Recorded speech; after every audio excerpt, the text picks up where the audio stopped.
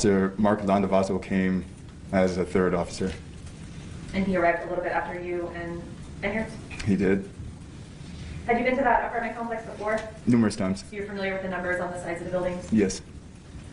When you and Officer Enyard arrived, where did you go? We parked in front of the office, which is just inside of the entrance. And then we walked to the right of our vehicles towards an apartment building where the callers were. And what was your role at that point? I was investigating a crime. So you were primary? I was primary. When you arrived, did you go to apartment 407? I don't remember exactly which apartment I went to right away. An apartment in building 4? Was it on the first level or second? It was on the first level. How many people were at that apartment? When I walked in to the doorway area, I saw about 4 people. 2 females and 2 males. Did you see some injuries on any of them? Yes, I did. One of the females had injuries to her face. Was that injury, was she actively bleeding at that moment or not? She wasn't continuously bleeding, no. Did you go into the apartment through the threshold or did you stay outside, if you remember? I might have set 1 foot inside of the doorway just to hold it open, but I didn't walk in completely into that apartment, no.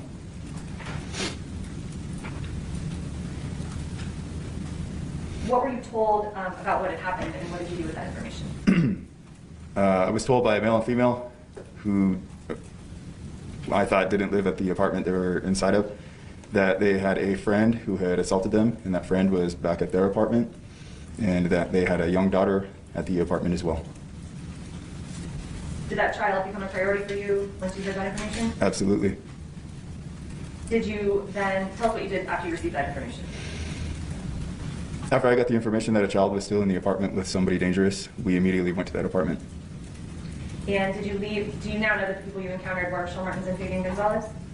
Inside of the first apartment, yes. And when you left them, why did you leave them at 407 by themselves? Because I had no reason to not leave them there. At that point, what did you consider them to be? I thought they were victims at that point. So tell us about going over to building 8 in apartment 808. So we began to approach that building complex, and the target apartment was on the second level to the left from the staircase. And as we approached the staircase to go up, I noticed a female came out of the front door and saw us and quickly went right back inside. Did you have a name for that person when you approached that apartment?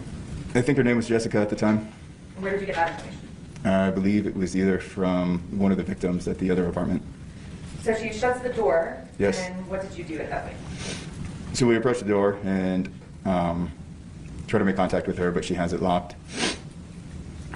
What happened then? I opened the door a little bit, and I tried to yell inside of the little gap that the door lock left me, and I tried to request that she come out to us. When you say open the door a little bit and it was locked, was it one of those, what was keeping it from opening all the way? It was a chain high up. So you're yelling into this apartment, what happens next? I identify myself as a police officer, or that we're with the Albuquerque police, and I'm yelling at this person named Jessica to come out to us.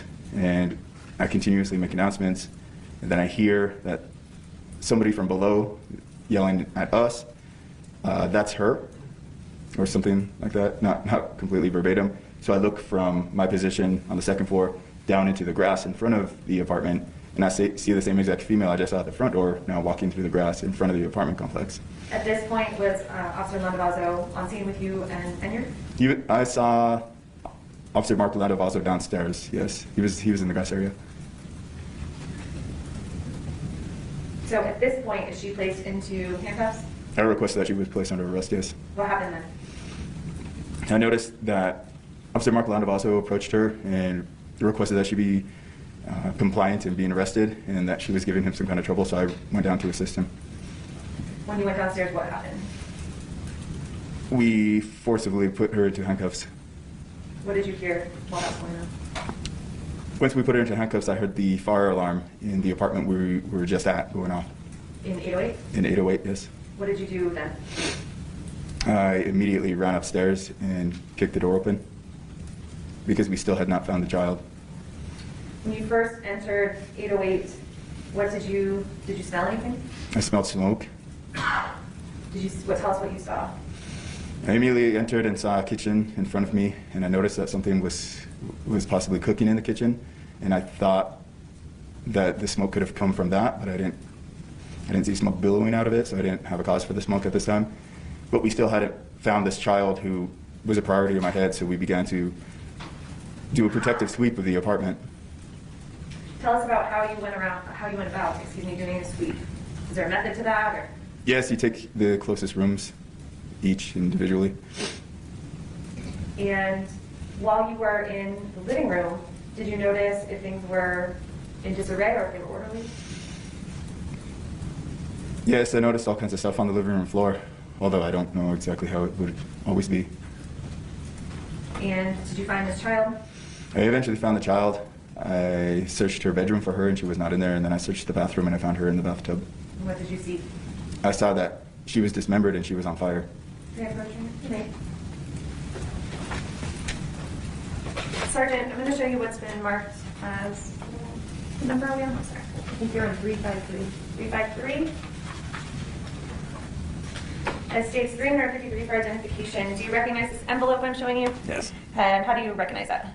I signed this envelope. Okay, and this envelope contains a flash drive with your lapel video? It does. Your Honor, the state would move for admission, states 353. No objection. 353 will be admitted and made public.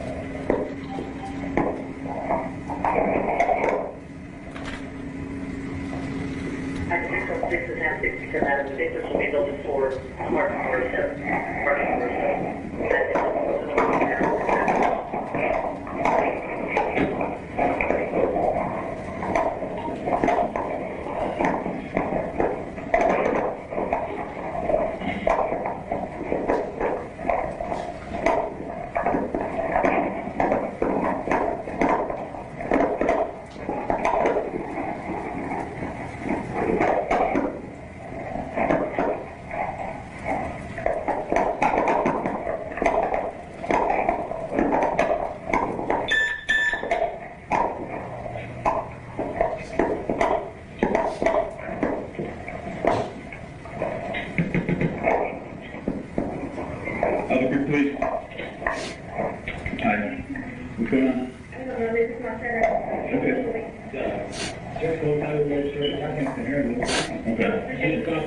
And she came in and she was like, yes, to me, if I believe you got it, and I said, yes. And she took the iron and she hit me in the head, and she just kept hitting me, because she Who is this that did this? still there. Jessica, my daughter's supposed to be in there, but when I asked her to come here, she said, my daughter's dead. Okay. So I don't know. Okay, your daughter? Yeah. Who was your daughter? Okay. Who's Jessica? She's... Is your friend? Yeah. Okay, what apartment were you in? Okay. Okay, was she hitting your daughter? Let me pause just for one moment there. When you asked if Jessica was just a friend, did both the female and the male answer yes to you? Is that what they said in the video? Well, I'm asking you if that's what you remember. Do you remember them both answering yes? Do you want me to rewind it just a little bit? You can if you want, but I don't remember exactly the details on that. Space. And then, but when I left to come here, she said my daughter's dead. So I don't know. Okay, your daughter? Yeah, who's your daughter? Okay. Who's Jessica? She's. Just a friend? Yeah. Okay, what apartment were you in? Okay, was she hitting your daughter? Did that help, Professor Miller? Yes, it sounds like I prompted them. And who responded yes? I think it was Michelle. Did the defendant also respond yes? I think he did. Okay, who else was in there? Alright.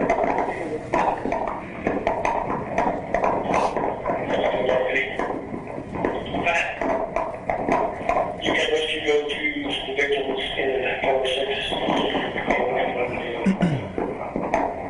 Can I be answered?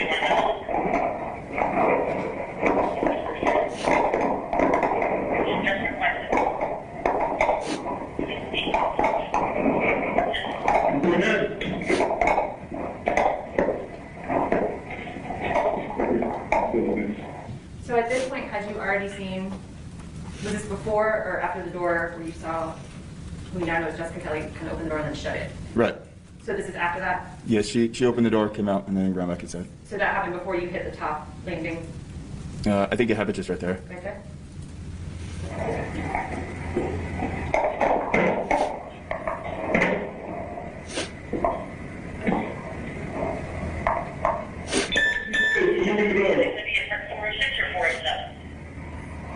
Jessica, come open the door to see Albuquerque police.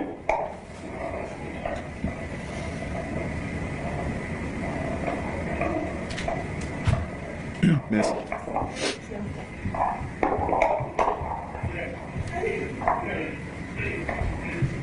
Hey, put her close.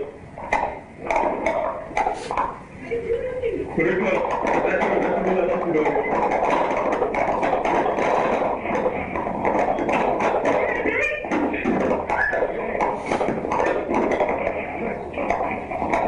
Stop flipping. Stop flipping. Okay. Why'd you lock the door? Okay. Down. Yeah, keep going.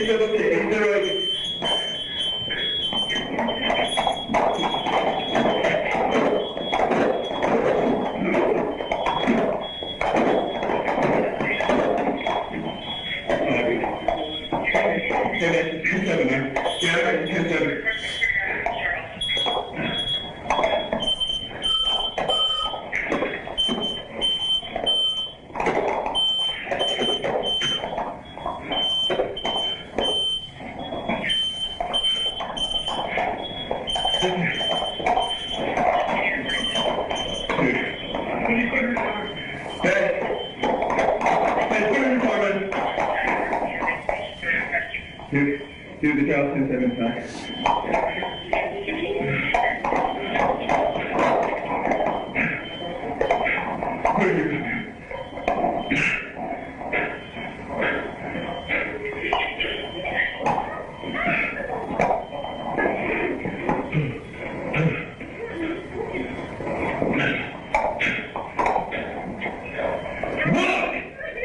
I don't care if you're like broken, you're gonna walk. You're gonna walk. You didn't get thrown up, you jumped up. I thought you closed the door.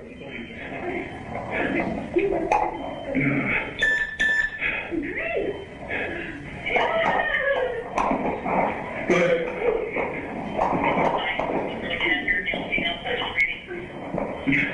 Female 1030 is practice to the Bathtub of the apartment. We're gonna be first visit.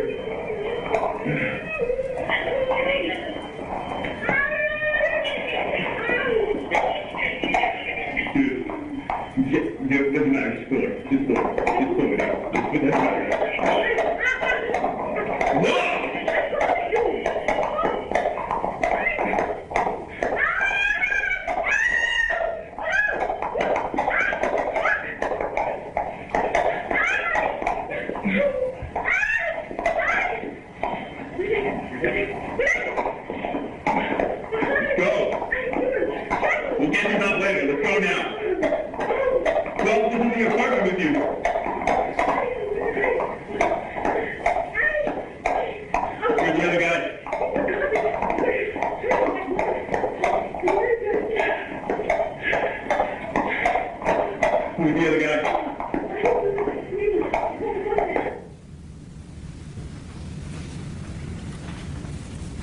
When you first walked in to 808, you described earlier that you smelled some smoke. Was that heavy smoke or? What do you mean by heavy smoke?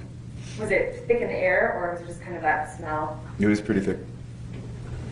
And we saw you saying 10-7. What does 10-7 mean? 10-7 is code for out of service, and we use it as slang to say somebody is dead or something is dead. We saw you get down to the bottom of the stairs, and this is probably an obvious question, but was that a little bit of a difficult moment right there? Absolutely. We also saw you, at this point, lots of photographs from the scene have been admitted, but we see you pick something up and take it into the bathroom. Tell us what you were doing with that. That was a sheet I found discarded on the floor, and I used that to extinguish her body. When you saw the child in the bathtub, did you see any blood or bleeding? I saw very little blood and no bleeding. Was that lack of bleeding a significant thing to you in that moment? Yes, absolutely. Why? It means her heart has seized and she is dead.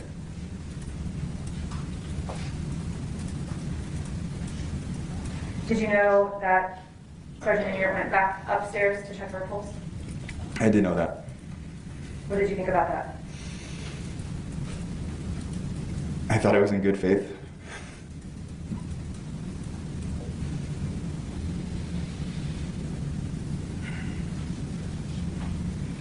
So after you discover Victoria, and you, what is the priority at that moment? Walk us through that a little bit. Securing the last person that was around her, making sure that they were arrested, and then securing the scene. Who was that last person that was around her? Jessica Kelley.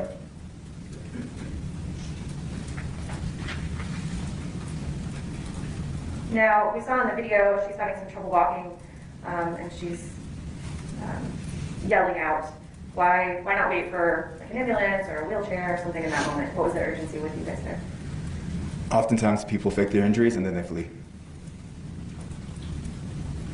And we could hear some of the conversation that you had with her. And let me back up to who was the other officer helping you escort her to a police car? I believe that was Mark Landavazo. And there was some conversation, I believe you asked who was in the apartment with you. What did she say? She said another guy. Did you have any interactions with the defendant on trial here, Fabian Gonzales or Michelle Martens, at this scene? After I initially interviewed them, I believe Mr. Gonzales was placed into the back of my vehicle for about 5 minutes temporarily until they could find a new vehicle to put him inside of. So aside from what we saw where you encountered them in apartment 407, you didn't talk to them again? I did not talk to him. Did a lieutenant show up on scene? Yes. Who was that? That was Glenn St. Ange. And did you brief him about what happened? Yes, I did. Did he make, we've heard what a call out is, but did he make the decision to make that a call out? I believe so.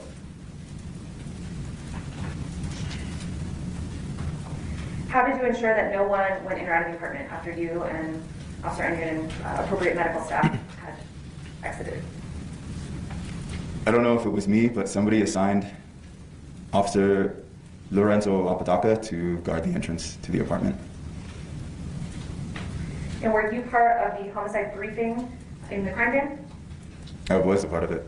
And did you give a brief to the people that came to the call out, the detectives and all the personnel that arrived? I did.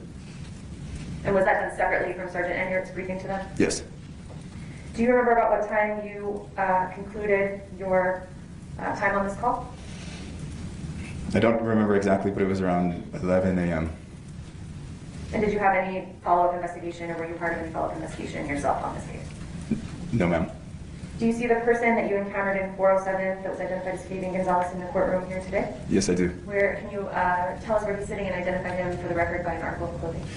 He's sitting at this table, and he's got glasses on his face that are protective wear. Your Honor, may the record reflect that the sergeant has identified the defendant? The record will reflect. May I have a moment? You may.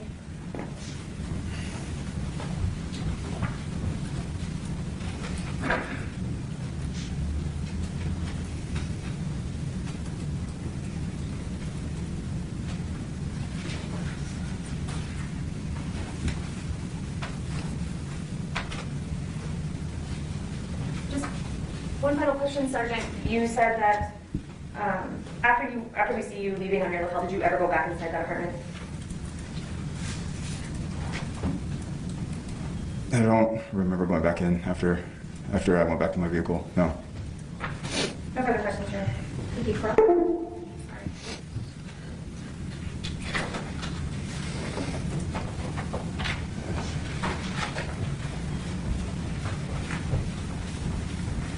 Good morning, Sergeant. Good morning. Just a few questions. Yes, sir.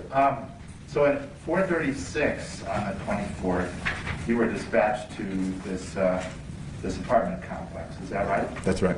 Now your lapel doesn't have audio right at the beginning. Is that normal for it, or That's typically normal, especially on the older models. There's a 30-second buffer. there's a buffer before that it's already recording before you turned it on? Correct. Okay. Now during that part of it, as I understand it, a lady had called dispatch saying that two of her... Objection, Your Honor, hearsay. I don't believe it's testimonial. Hearsay. Come on up.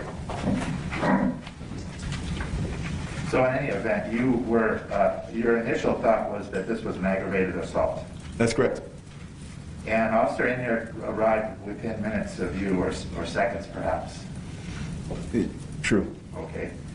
Did you notice on your video that the sprinklers were on? Do you have a memory of the sprinklers being on? I don't have a memory of that. Okay. Now, it looks like you went straight to 407 where the call had originated. Is that what happened? Yes. And you saw that person pointed to the man and woman who we see in the video.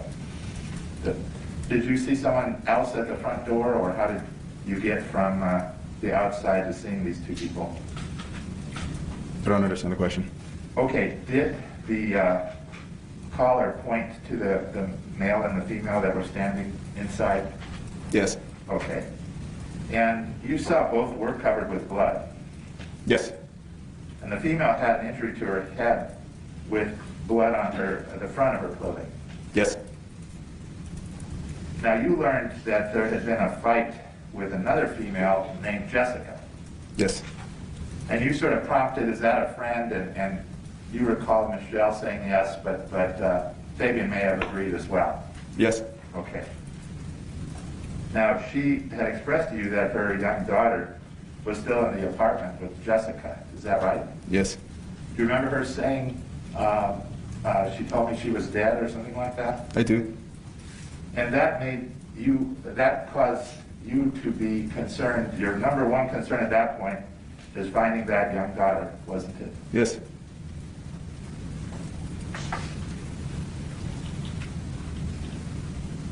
Now, as you were approaching, or right on the top landing, is when the person we now know as Jessica came out and then came back in. And you agree with that? I agree. Okay, now you were wearing your badge of office. I mean, we can only see a silhouette of you, but you had your uniform, and it was clear that you were a police officer, wasn't it? Correct. And after she latched the door, you identified yourself as a police officer and wanted her to open the door, didn't you? I did. Now, as that door, there was a little bit of a give, but you couldn't really see what was going on in there because there's a wall where the door is, wasn't there? Yes. So you couldn't see what she was doing in the rest of the apartment, could you? Correct. Okay. So you yelled her name, Jessica, and told her that you were the police and opened the door. You did that, didn't you? Yes. And do you remember the next thing you hear that caused you to look down the stairwell? What was the next thing? Yes, people downstairs were telling me something like that's her. Now, could you tell from what direction was she coming from, the left side or the right side of the building as you saw her? She was coming from the north side of the building, which if you were looking face onto the building, that would be the left side. So if you're looking at the building and this is their door, then she's coming from this way around your left side behind you, roughly, depending on your direction. But I was facing the doorway, and she was coming around the same side okay, of that apartment. Now, you ran to help on the officer Landavazo stop Jessica. Yes. And you had to forcibly arrest her, didn't you? Correct. And just while you were in the process or just finished cuffing her, that's the first time you heard the fire alarm go off, isn't it? While I was on scene, yes. All right. And you never removed those fire alarms, and to your knowledge, none of the other officers who were immediately there removed the alarms, did they? No. They were still going on for some time before. Do you know when they stopped? I do not know when they stopped. But they were going on for quite a while, weren't they? They were. Now, after you busted through the door, did you see any deadly weapons, knives, axes? I wasn't looking for deadly weapons at the time. Okay. Your primary concern was the child, and you didn't want her to be hurt by the fire. Isn't that true? That's absolutely correct.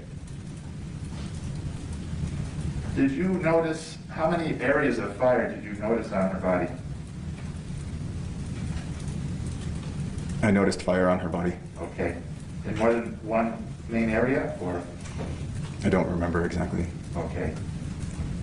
You knew there was nothing you could do for her because there was no blood, didn't you? I knew that, yes. Now, did she say that someone had pushed her or something like that from the balcony? Jessica Kelley? Yes. Yes, she said something like that.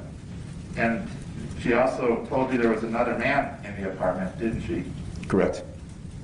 To your knowledge, did you see another man throw her? I did not see another man throw her. And was there another man there when you closed off the apartment? Was there ever another man found? I never saw another man there. Thank you. Redirect? No, Your Honor. You just, receive, excuse. You may. Thank you. You may step down. Just have a few more questions for you. Yes, sir. In reference to the defense statement and his interview. First, let me apologize. I keep calling you Detective Brown instead of Sergeant Brown. Were you promoted after this case? I was, in 2018. So, Sergeant, we heard Mr. Ahrens ask you, or talk to you about a question that was asked of the defendant in which there was mention of Victoria screaming. Yes. Now, the information that you have from the neighbors, what was that in terms of the screams that were heard? They said that they heard a loud, just loud screaming and like a loud female screaming. And did you know at that time whether that was Michelle or Victoria? No. And again, in his version of what he said ultimately said to you in terms of seeing what Jessica did, he said cutting up the body. Is that right? That's correct, sir. Very specific. I would like to play one other clip for you. This is a fairly short one here.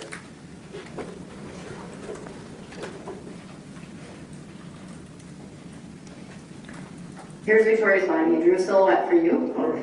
So, and you will do this all the time and show us, okay?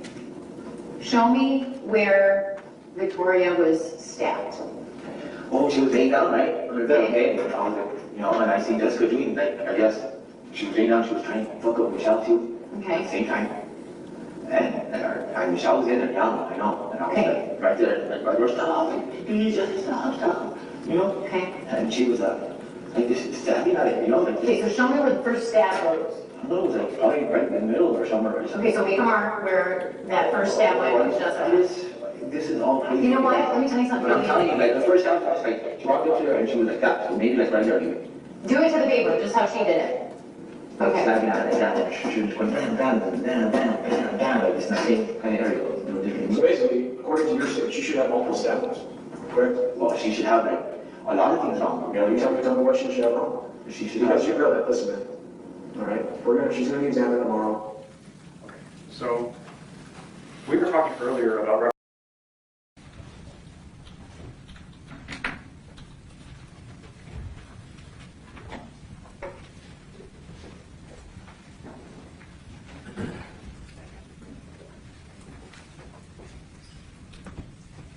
Do you solemnly swear or affirm under penalty of law the testimony you're about to give will be the truth, the truth, and nothing but the truth? I do. Thank you. Have a seat. And he says I need to do a look on the microphone.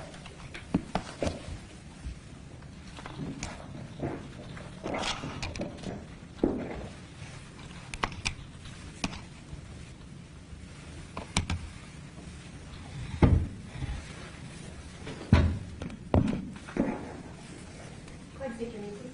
Richard Lewis. Good afternoon. Good afternoon, ma'am. Detective Lewis, where do you work? I am now retired. And before you were retired, where did you work? The Albuquerque Police Department. How long were you with the Albuquerque Police Department? Approximately 40 years. Retired the first time in 2004, and I retired again January 1st of this year. And at the beginning of that 40-year career, did you receive some training to become a police officer? Yes, all officers or officer candidates go through the Standard Police Academy. Then you go through on-the-job training with a training officer in patrol. Did you, over the course of that time, receive specialized training? Over my whole career, 40-year career, yes, I've received a lot of specialized training. What's pertinent to this case today was when I began working cold cases in 2006. I received a great deal of training in homicide investigations, interrogations, interviews, and a lot of training in DNA for investigations. What's a cold case? Cold case is, depending on what agency you're with, it could be a unsolved case that's a year old. It could be as soon as they're out of all investigative leads, it gets passed on to cold cases. Sometimes it's 3 weeks old and everyone's busy. So it depends. There's really no set of what a cold case is, but normally it's just an unsolved homicide. In our case, it was homicides, unsolved serial sex crimes, missing persons that were believed to be homicide victims, and unidentified remains that were believed to be homicide victims came to our cold case unit when I was there. During your time as a law enforcement officer, did you yourself conduct some of the trainings that you kind of briefly told us about? Yes, ma'am, I did. What kind of trainings did you yourself? So I did training of complex investigation, gang investigations, and then lastly, I did some training on just homicides and cold cases. I don't do a lot. I'm not a good public speaker, and I don't enjoy it, so I didn't do a lot of it. Can you walk us through some of the assignments you had at the Albuquerque Police Department? You talked a little bit about cold case, but before that, tell us where you worked. Every officer that comes on board starts in patrol. That's uniform patrol. You see in the police car the most visible officers you'll see. After about 10 years, I transferred into detectives. That was in about 1992. I went into our Metro Division, it was called back then, the Street Gang Unit, investigating gang crimes, including up to gang homicides. Then transferred to our Organized Crime Unit. Back then, that was the Major Narcotics Team. I then transferred to our Intelligence Unit. I retired in 2004 out of the Repeat Offender Team. When I was rehired in 2005, I went to another mini academy and back through OJT, or on-the-job training. And then from 2006 to approximately 2019, I was in the Violent Crimes Division, the Cold Case Unit. From 2019 till I retired in January, I was back in Special Investigations, the Criminal Intelligence Unit. How many homicide cases do you think you reviewed or participated in working on? Over the years, 300, 400. I don't really count them. About that many. And I think you already said this, but in 2017 you were with the Cold Case Unit? I'm sorry? In 2017 you were with the Cold Case Unit? Yes, I was. How and why in 2017 did you become involved with the Victoria Martens murder investigation? I was first asked, I don't remember who the assistant district attorney was at that point, asked me to assist on trying to identify one phone number for some phone records, and then that was the initial assignment, was to identify a phone number that nobody could identify. And tell us about that number. What did that turn out to be? It turned out to be, it was difficult to determine what it was. It looked like it was a cell phone, but it turned out to be a number that belonged to the company that handles outgoing inmate calls for the New Mexico Corrections Department. What was the date of that call? Why was it significant? It was the date of the homicide, so it was August 23rd of 2016. And once you determined it belonged to that company, tell us what you discovered. I was able to contact the New Mexico Corrections Department. They tracked it down, and they were actually able to provide me the outgoing phone call that was associated with that. We saw in the phone records that the call lasted for just about 15 minutes, which was standard for outgoing phone calls at the time from the Mexico Corrections Department. Why is that? They just cut you off about 15 minutes. Some jurisdictions it's 10, some it's 20. Just at that time it was 15 minutes with Corrections Department. They just shut you off. And when you received that call, who was participating in that phone call? It was a woman named Crystal Kelley, who was at the time incarcerated at the women's prison in Grants, made the outgoing phone call to Jessica Kelley, her sister. Why was that call significant in your later investigation? It occurred, I believe, around 6:09 p.m. on the day of the murder.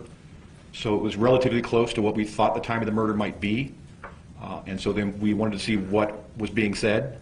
We believed from phone records that the phone call was made to Jessica Kelley, and at the time she was inside apartment 808, so we thought that was significant. When we reviewed that phone call, we became aware that it was very significant. Detective, back in 2017, this case had a case agent, Sergeant Brown. So how did you become more involved after you'd done that first phone call from Crystal Kelley to Jessica Kelley? After that, it's tough to explain. Sergeant Brown, Time Detective Brown, was in the homicide unit. He was not relieved of all of his other duties. He was picking up homicide after homicide and having to go out and assist on other homicides. I was first asked to look at some other phone records, and then I was asked to review the entire case to see what I saw. Was there a point in time where you worked on this case full-time? I began in late July, early August of 2017, and then around September, after Labor Day of 2017, until for almost a year and a half straight, I worked on nothing but this case. Let me ask you this. When you first reviewed this case, was there an investigative theory in place? It was more than a theory. There was 3 defendants had been charged. So 3 defendants were charged with a variety of crimes from first-degree murder down to tampering with evidence. What did you know about this case when you came on board? I was never involved in the case when it was initially investigated. I'd seen some stuff through the media, but really had nothing to do with it. I didn't know anything about it. When you first began sort of your review of the case, did you rely on old information? Tell us about your process. What I found and became very successful with when I was in cold case was I would look at everything I could get my hands on. Police reports, autopsy reports, phone records, interviews, transcripts, crime scene reports. I would do evidence views before I would go back and talk to the investigators. I found I was very successful in solving cases doing that way. Not that the investigators aren't very important, but I wanted to take a look at the case fresh before I heard about it and see what I saw on my own. What's the danger of talking to the lead detective and finding out what they think right away? There's really no danger. It just, I don't want to taint. I can tell you I had one case of a serial offender that took us 20 years to finally get. He was sexually assaulting women all over the country. And after it was solved through DNA and he pled guilty and he's doing 400 years in federal prison, one of the original investigators from years before came up and told me, you got the wrong guy.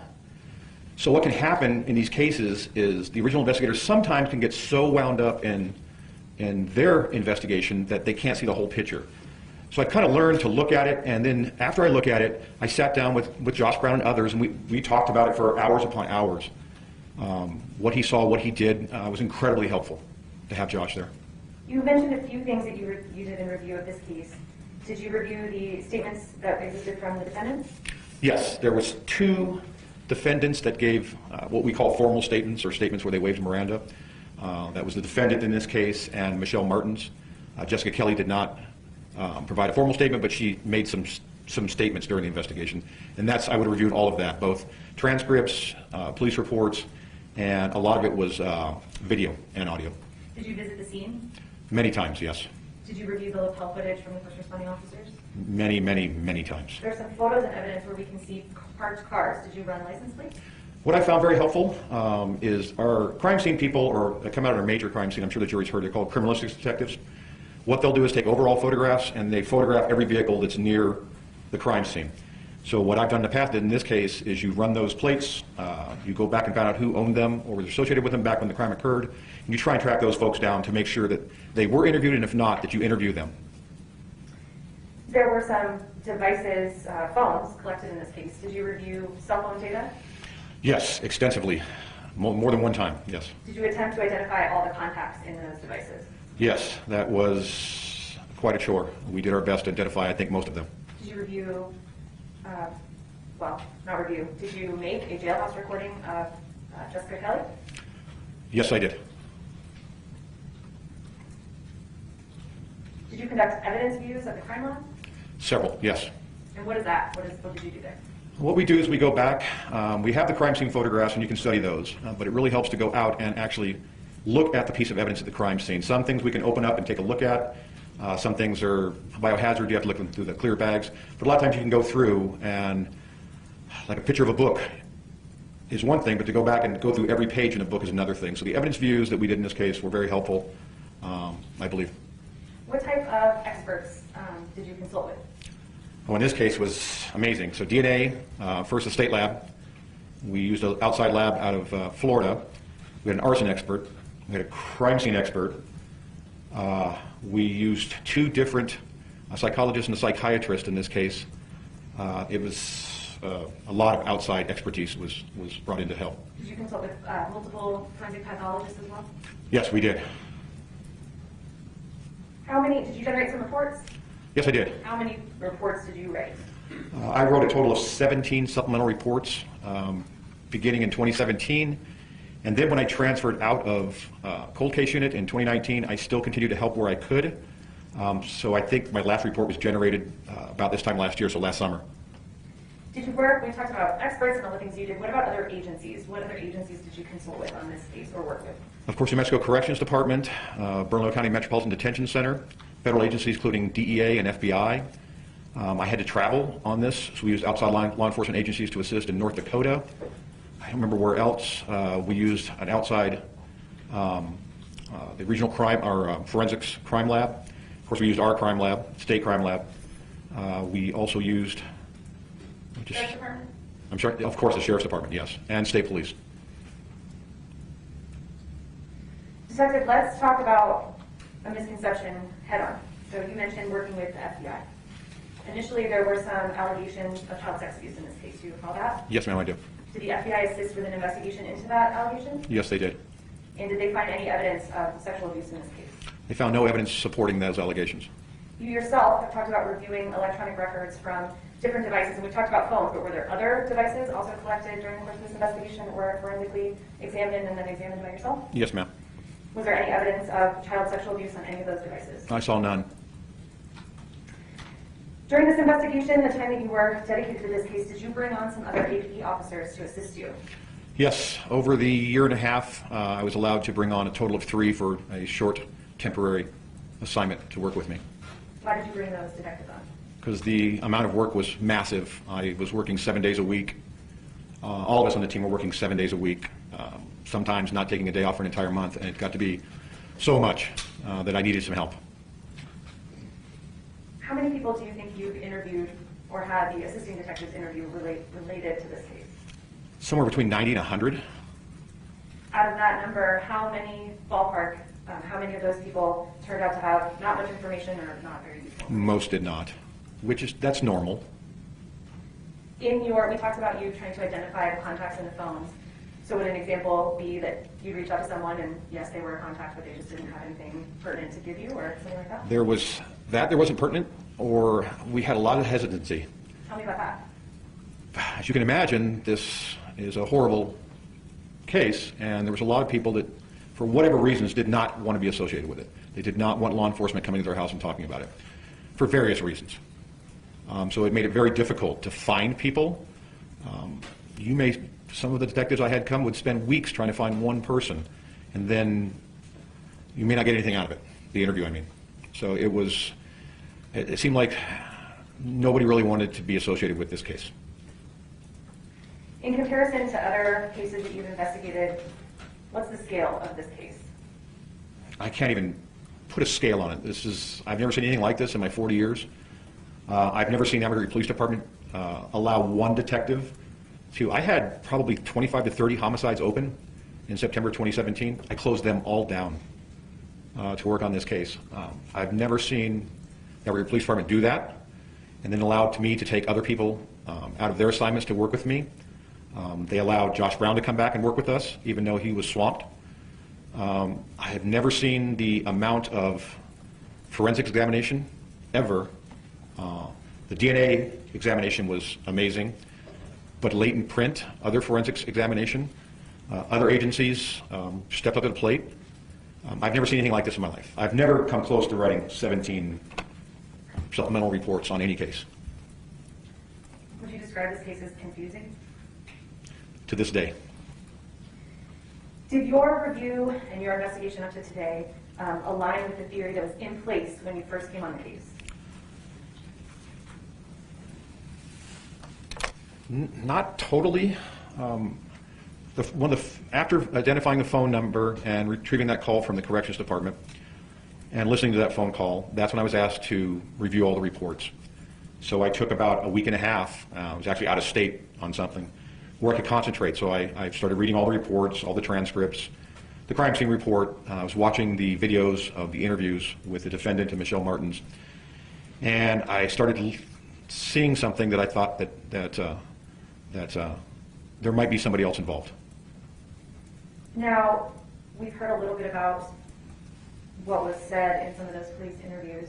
Based on your review of Michelle Martens' interview specifically, the day after her daughter's homicide, were the original detectives, in your opinion, reasonable in those initial charges that we heard about? Based on what Michelle Martens told us and what she said in those interviews, yes. When you came into this investigation, what charges was this defendant facing? First-degree murder, sexual assault of a minor, child abuse resulting in death, tampering with evidence, conspiracy, great many. I believe there's somewhere around 20 charges. As a result of your investigation, what charges remain today? I don't want to say just my investigation. It was a group investigation, but the investigation from the Albuquerque Police Department determined that some of those charges just weren't appropriate. The defendant was not involved in some of those charges. And that was the point of our investigation is not to convict people, is to get to the truth and present the facts to the prosecutors, and then the prosecutors decide what the appropriate charges are. And that was my assignment, was to get to the truth. Aside from general background information of the people you investigated, how far back in time from the homicide did your investigation go? We normally take 1 to 2 years to see kind of what their lives were like. Detective, we've talked a little bit about your 17 reports, and I see some binders there in case you need to refresh your memory, but how long would it take for us to go through every interview and everything that you did in this case? We'd be here past Christmas. Let's talk about some of the highlights of your investigation. You talked about going back a year or two in an investigation to see what people's lives were like. Let's talk about Michelle Martens and her children's lives before this homicide happened. What were you able to determine about Victoria's life before the defendant moved into her house? Even though that Michelle Martens is a single mother, it seemed to be relatively stable. Michelle Martens had various jobs, Walgreens, Bye Bye Baby, and Smith's. She would keep a residence. Victoria was attending school. It seemed like a relatively normal young child's life. What about the condition of her apartment? The one apartment I had to look at and photographs, it looked like a loving mother. All over the walls were pictures of her 2 children, Victoria and Matthew. Other than the disarray from the incident, the early morning hours of the 24th, it looked appropriate for a residence. There was food. It was relatively clean. Each child had their own bedroom. They had their own things. It looked like your normal household with two young children. You said Victoria was attending school. Did you actually obtain her school records? Yes, we did, from Albuquerque Public Schools. Any issues that stuck out about attendance or anything going on in school? It looked relatively normal to me. There was some times she would miss school for illness and other things, doctor's appointments, things like that. Nothing out of the ordinary? Nothing that jumps out. She was about an average student, probably about like I was. She could have tried harder. Let's talk a little bit about Michelle Martens. There's been lots of investigation in this case. You mentioned some psychiatrists and a psychologist. What was Michelle Martens like? What was your impression of her? She's probably the most difficult person I've had to deal with in my career. Come on. I had never really experienced anybody like Michelle Martens before. I guess the best way to explain it is I could talk her into this as a binder full of reports or a unicorn. I've heard the word suggestible. I've learned now from dealing with the forensic experts that talk to her, I know what the diagnosis is, but I'd never heard that before. She could be talked into anything or out of anything. So when you talked to her, did you have difficulty sort of making sure what she said was real or true? It was very difficult. It was one of the most difficult interviews I've ever done. I had to be very careful because I didn't want to it almost seemed like when you would ask a question, she took it as a statement, and then she would expand upon it to please me. And that's what I saw in the original interviews also. And it was difficult for me. I've never dealt with anybody like that. It was incredibly difficult. Just generally talking about her background, was there any evidence that she was engaged in drug use before she met the defendant? None that I've seen, no. Any evidence that she engaged in any abuse of her children? No. What were her finances like? You said she was a single mother with some jobs, but tell us a little bit more about that. She's a single mother. She was working. She was getting her assistance, I believe, from her parents, the grandparents. But she had an apartment. She was clean. She was trying. She had a car. She was, I mean, all single parents, all parents in this day and age are struggling to get by. In your investigation into her background, did you discover if she ever had people watch her children aside from her? Just her parents, John and Pat. You said John and Pat. Tell us who they are. I'm sorry, John and Pat Martens. That's Michelle Martens' parents and Victoria Matthews' grandparents. Did they support Michelle? Yes, they were very supportive. Did they help her out financially when needed? Yes, they did. Were they aware of the defendant or Jessica Kelley? No, quite the contrary. Tell us about that. Objection, call for your statement. Response? Your Honor, there's no statement that's being elicited. I'm asking what you learned about any efforts of her hiding the defendant from her parents. Yes, ma'am. There were texts back and forth. There was one text, particularly on the day of the murder, when there was a confusion of who was going to pick Victoria up at the bus stop, to where there was a text from Michelle Martens to a neighbor, and I apologize, I don't remember the neighbor's name, where was to go over and check and do things like that. So it was, and then the grandparents were, and I'm paraphrasing these texts, forgive me, the grandparents are like, are you going to pick Victoria up? And then back and forth, things like that. And it was clear from cell records and other records we found that Michelle Martens and the defendant were nowhere near the bus stop. So you could see there was some deception going on at that point.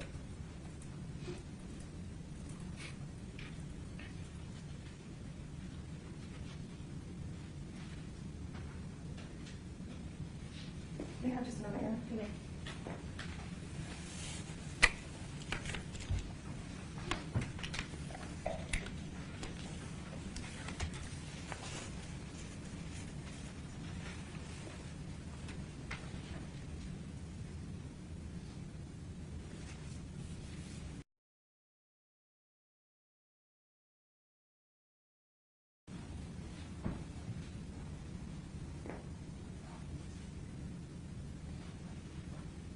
Okay. Maybe approach him.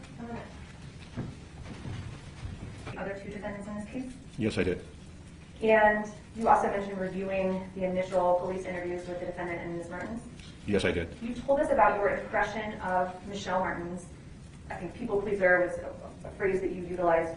In your review of the defendant or Jessica Kelley's interviews, not a review of her interview, I'm sorry. In review of the defendant's interview and your personal experience with Jessica Kelley and the defendant, did you have a similar impression of either of them?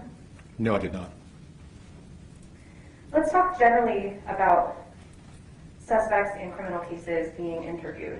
In your experience, are they sometimes deceptive? Yes, quite often. Why are people deceptive when they talk to the police? Not only suspects, but sometimes even our victims and witnesses. And that's what our job is, to figure out why people are being deceptive. The most obvious for a suspect is they're involved, but it could be they're worried about something else.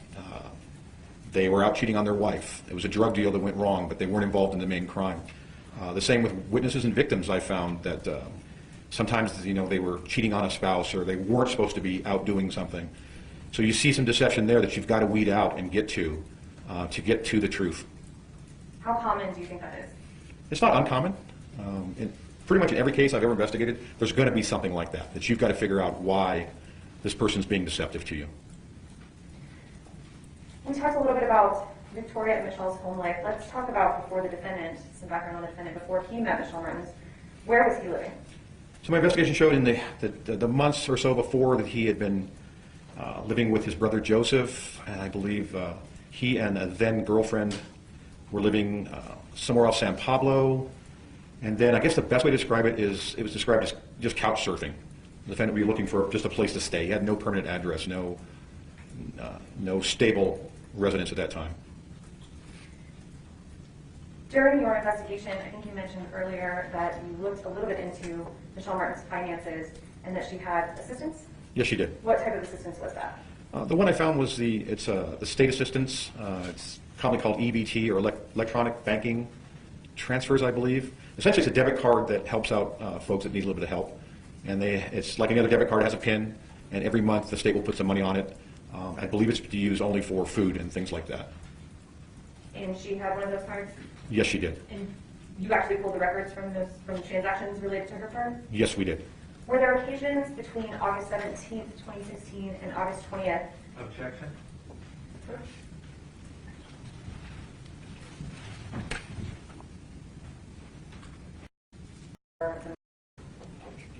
Yes. Yes, it does. Around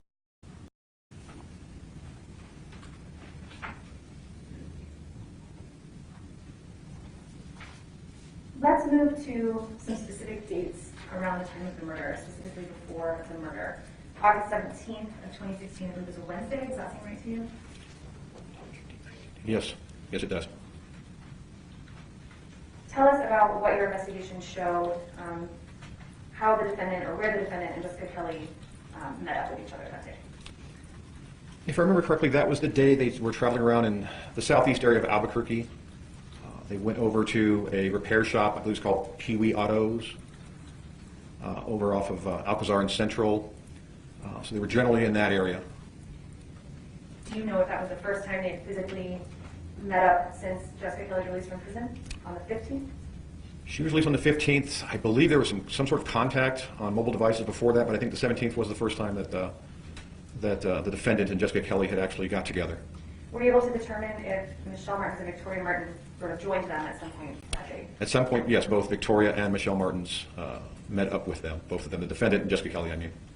We've already heard some testimony from Jessica Kelley herself about driving around in Michelle Martens' car at the Downs Casino. Were you able to corroborate that? One of the things I did my investigation is we used a commercial database called Vigilant Solutions. That is, I don't know if everybody knows what a license plate reader is, but there's now both commercial and law enforcement cameras that will pick up your license plate and it goes into databases. The commercial ones are normally used by repo, and they tend to go to places where they're looking for these type of vehicles. So we had a hit on Michelle Martens' sedan at the Downs Casino that was picked up by a license plate reader as someone obviously drove through that parking lot. And do you remember what time that was? It was about 12:30 a.m. I'm not sure on the date right offhand, but it was middle of the night. It was really early morning hours. Now you said that these, what I think I'm understanding from you on these license plate readers is this is someone driving around with this device? What it is, and you'll see them sometimes, they tend to go where people, if you buy a vehicle, you don't pay up, they have to find it. So they have people that have, looks like little cameras stuck on the side of their cars, and they will drive through apartment complexes, shopping malls, obviously the casinos, and when they get a hit, they can repo the vehicle. There's a system in their vehicle that tells them that vehicle's wanted to be repoed. So this, oh, I'm sorry. No, I was through. So this hit, so to speak, on Michelle Martens' vehicle is just coincidental? Coincidental. We get those, and that's the commercial side. That's not the law enforcement. It's a different database that law enforcement uses. Did you get any other hits, so to speak, looking into those databases relevant to this investigation? No. One of the things I did was you can ask the company and the computer system. I used the date and time around when the murder occurred and had a geographical location around the apartment complex on Irving. And unfortunately, the day of the murder, we had a lot of hits on the complex directly north. So it looks like nobody went into, whoever was out that day went into the complex to the north, if that makes sense. So we had a lot of hits in our geographical area, but it was not at the complex where the murder happened. Was it the wrong complex next door? Next door. So no hits at all from inside the Arroyo Villas complex? None. Because they just didn't drive through? Didn't drive through is my best guess. That same night when you had the license plate reader hit, I guess for lack of a better way to express that, around 12:30, do you know about what time Victoria and her mom got home? It was an hour to hour and a half. After that, it was early mornings, maybe 2:30. Let's jump ahead to August 19th, that's a Friday. Tell us who Martine Martinez is. Martine Martinez is a man that knew Jessica Kelley before she went to prison, and he met up with her through cell phone contact, and he met up with her on the 19th. How did you first become aware of him as part of this investigation? Reviewing the texts, there was some conversations in the text between the defendant and Jessica Kelley about a Martine. I was able to research the number associated with Martine's contact, and through law enforcement databases, I associated that number with Martine Martinez. Was he also mentioned by the defendant? Yes, originally in his interview on the 24th of August with the original investigators, he talked about a Martine that had been supplying methamphetamine to Jessica Kelley after she was released. Where did Martine Martinez work in 2016? There's a business called Freedom Auto. It's an 11,000 block of East Central. Were you able to determine if Martine Martinez was ever at Michelle Martens' apartment? Yes, we were. How did you do that? Two ways. There was a full DNA profile detected from a pillow on the couch in the living room. And when I interviewed Mr. Martinez, he was initially hesitant and deceptive, but he finally admitted that he met up with Jessica Kelley at the apartment and that he had sex with her on that couch. And then when I obtained his DNA, it did match that full profile that we found on the couch. And do you know what date he was at the apartment? Friday the 19th, late into early Saturday the 20th of August of 2016. Do you know, were you able to determine if Victoria and her little brother were home during that time? I'm not sure about Matthew, but Victoria was home. I believe both were home, yes. What type of vehicle did Martine Martinez drive? He told me he drove his Harley Davidson, I think it's maroon, just a big Harley Davidson. Did you question neighbors in this case, Michelle Martens' neighbors? Yes, I've talked to the neighbors in this case. Did you question any of them about potentially seeing Martine Martinez on his maroon Harley that night? It was one of the things I always hoped it would stand out, and nobody remembered a Harley being in the parking lot either the 19th or the 20th of August. Was there any indication in your investigation that Martine Martinez came back to the apartment after August 20th? No, on the contrary, we were able to obtain his cellular records, and after that, the cellular records confirmed his story that on the late in the 19th, the Friday, into the 20th, that Saturday, that his cellular device was picked up there at the apartment in that area, and then after that, it stayed mostly on the east side of Albuquerque, and on the day of the murder, it was either near his business on East Central or his home, which is near East Central on Espejo. Moving to August 20th, the actual day of August 20th, so now we're at that Saturday. We've already heard a voicemail left on Jessica Kelley's phone by the defendant and a phone call, another jail phone call from Crystal Kelley from prison, where she contacted Jessica Kelley, and the defendant was present, I believe, in the car with her. In that voicemail that was left at 1:57, the defendant said he had something serious to tell Jessica Kelley. Objection, leading. Rephrase the question again. Finish the question and don't answer.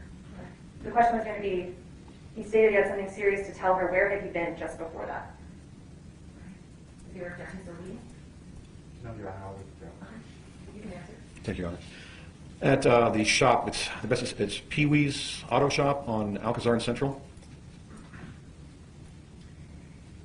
And that was just before that voicemail was left? Yes.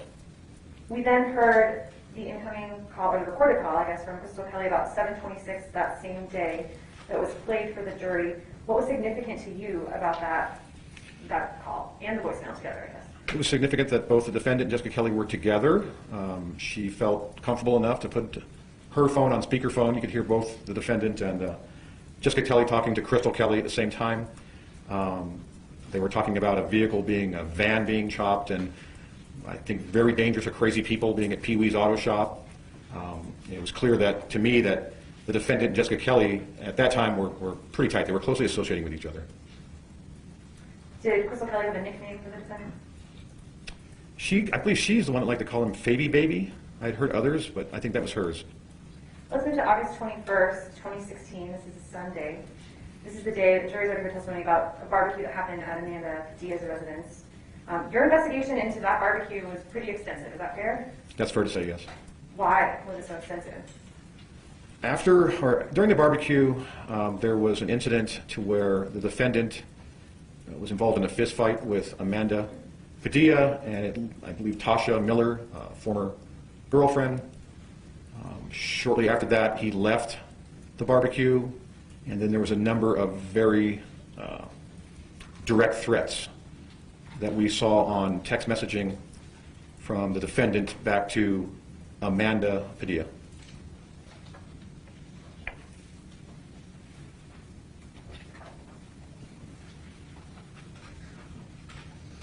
You said that Tasha was an ex-girlfriend. Who is Amanda to the defendant? Are they associated? I believe they're cousins. And who is Angela De Herrera? Angela De Herrera, I believe he has a child with Amanda Padilla. I don't know if they were married at the time. I don't know if they're married now. But that was his residence, I believe it was on Owen, where the barbecue was occurring on that Saturday. Yeah, go try and finish.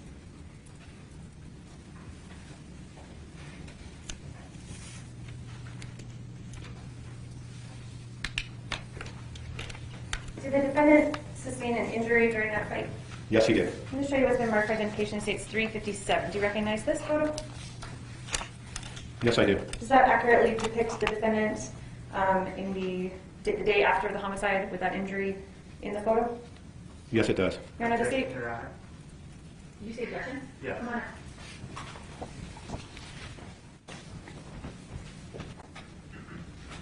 I'm showing you what's been marked as 357 for identification. How did you become familiar with this photograph? I initially observed this during my review, my initial review back in August, September 2017. It's a crime scene photograph of the defendant taken that morning, August 24th, 2016. Is this photograph, have you reviewed or have you viewed other photographs of the defendant or after the homicide, right around the time of the homicide? Yes. And is this photograph consistent with the other photographs that you've seen around the time of the homicide, as far as his injury? Yes, it is. And is this consistent with the other photographs taken by the crime scene specialist that morning? Yes, it is. Your Honor, the state would remove for admission of 357. All right, 357. Oh, well, then 357 will be admitted and you can go ahead and publish it if you want to.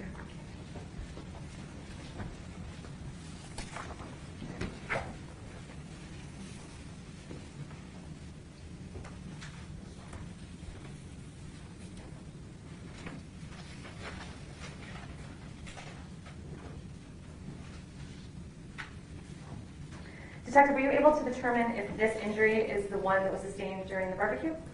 Yes, it was. Was someone named William Hollis at this barbecue? Yes, he was. Who's that? Depending on who you talk to, he's half-brother or quarter-brother of Jessica Kelley. I believe they might have had the same father, but he's a relative of both the defendant and Jessica Kelley. Does the defendant have brothers? He's 3. And at that barbecue on the 21st, did he make some threats involving his brothers? Yes, the defendant did. Whose car did the defendant leave the barbecue in? Michelle Martens. Was there mention of a black SUV? In the text, yes, in the threats. Were you able to determine if anyone related to this investigation owned a black SUV around this time? Yes, we were. Who was that? Joseph Gonzales, the defendant's brother. What time were you able to determine the defendant left the barbecue around? Approximately 5 p.m. that Saturday afternoon. I'm going to show you what's been marked for identification in States 367. Are you familiar with this chart?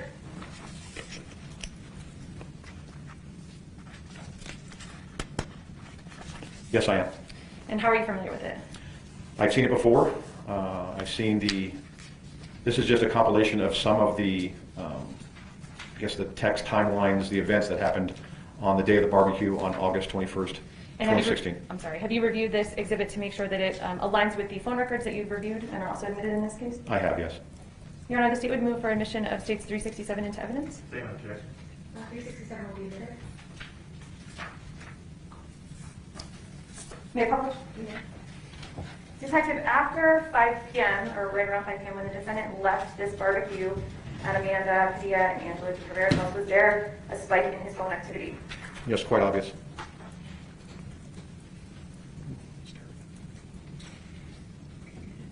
Can you walk us through some of the spike that you saw? And I'm publishing States 367. Does this exhibit kind of depict that spike in activity? Yes, this is partial. I think there's 3 pages of this exhibit. On the left is the date, which is the day of the barbecue, August 21st, 2016, and then on the next one is the time. That's the time, would be the local time in Albuquerque. If there was no connection in approximate length, you'll just see it blank. The ones in the middle tell you how long the connection was made, who the call was made to, and the source from, and then the device, what was used. So did the defendant have more than one device? He had 2. So he left around 5. I see some of these show a time and some are just blank. Are these blank ones where the call did not connect? That's correct. So I see Joseph Gonzales. Is that the same Joseph Gonzales you said is the defendant's brother? Yes, it is. And you verified his phone number? Yes, I have. And this is the William Hollis, Jessica's half-brother or potential brother, and his phone number? His phone number at the time, he's changed it afterwards, but on that date, that was his phone number. So I'm going to have you walk us through how many times did the defendant call his brother in the hour after he left the barbecue? I believe the brother was approximately 19 times, and there was one call to Joseph Gonzales', it's either his wife or girlfriend, they have a child together, Sabrina. There was a call to her in that time period too. So a total of 20, I believe. And that starts at 5:19 p.m.? Yes. So I see multiple calls at 5:19, a couple Yes. calls at 5:20, 5:21. Sorry. 22, 25, 43, 43 again, 44, 45, 45 again, 46, 47, 53. I'm sorry, these are all at 5 p.m.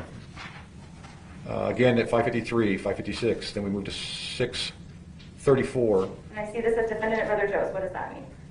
At that time at 6:34, through phone and other records, we determined that the defendant was at his brother's residence. And what time did you determine he was back at apartment 808, Michelle Martens' apartment? At 6:46 p.m.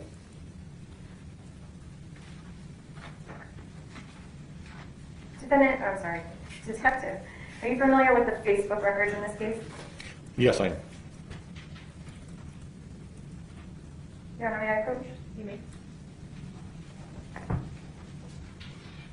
I'm going to hand you what's from March Estates 370 for identification. Do you recognize this document?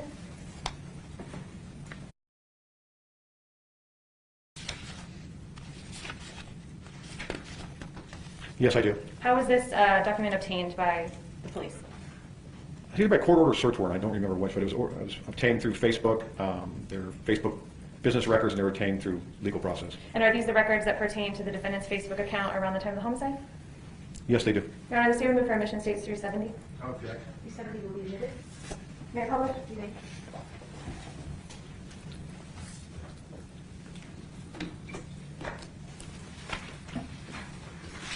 So there was an exhibit admitted. Let me back up. Let's talk about Facebook business records for a minute. Tell me how those work and what issues you sometimes have with Facebook records. There's, through my experience, there's 2 things you can get from Facebook when you request records. They're called business records or the native files. So when you look on somebody's Facebook page, they can have posts, their friends, different categories of things that Facebook captures. When you get business records, it's just this chronological list that goes from most recent to backwards, or to the past. So when you record, you have to read things backwards. If you get the native files, it'll have them separated just by the posts, and it makes it easier to determine when things were posted, when things were shared. So they can be very confusing. The business records can be confusing. May I approach him? You may. Detective, I'm going to show you what's been marked as 369 for identification. Do you know what that is? Yes, I do. What is that? Standard clock when you're looking at Facebook records. So what I do is, I believe it's been talked about in this trial, is UTC time. UTC time is the time that we were apart. It's UTC 0 is Greenwich, England. And the further you go east or west, depending on what your UTC time. Business records normally come in UTC time, so we must convert those to either daylight savings time or standard time, depending on what time of year it is. I'm not real bright. I can't do it in my head like some people can. So essentially, I will, if something... Well, hold on, don't publish it yet. Is this something that you use to help convert Yes. time? Your Honor, the state would move for admission of 369. No. 369 will be admitted. May we publish? You may. All right, go ahead and explain how you use this. Thank you. Printout of a clock with no hands. So if I get a record that shows that something occurred at 3 a.m. UTC, and if it's during daylight savings time like it was here in August of 2016, I know I have to go back 6 hours, because daylight saving time in Mountain is UTC minus 6. So I have to count back. Like I said, I'm not the brightest guy, so if it happened at 3, I'll go back 1, 2, 3, 4, 5, 6, which means it actually happened at 9 p.m. the day before, if that makes sense. There's converters, and now there's a lot of software that analysts have that you just plug stuff in and it converts it for you. Several years ago, it was down to the investigator and analyst sometimes to do things like this. So that's your preferred method? I make the least amount of mistakes when I do it this way. Let me show you what's been admitted now. It states 370. This is page 2 of this record. I guess we'll go to page 1. So tell us what's on page 1. How does this identify the record, and how do we know it's the defendant's record? At the top, you'll see it says Facebook Business Records. These are the records I've seen many times on this and other cases. This is how they come, the business records. The target number starts with 1000, 3 zeros, and then the rest. That is the number assigned to the defendant's Facebook account when he created it. And you'll see when it was generated, the date range we've asked for, the name that was associated with the account, the registered email, the registration IP address, current city, and then a phone number that's associated with this account. So I'm going to show you page 2. And I see something here called a status update. Can you tell us what that is and what it's relating to? And Your Honor, actually, if I could ask the detective to come down and show the jury. Sure, that's fine. We'll take a break in about 10 minutes.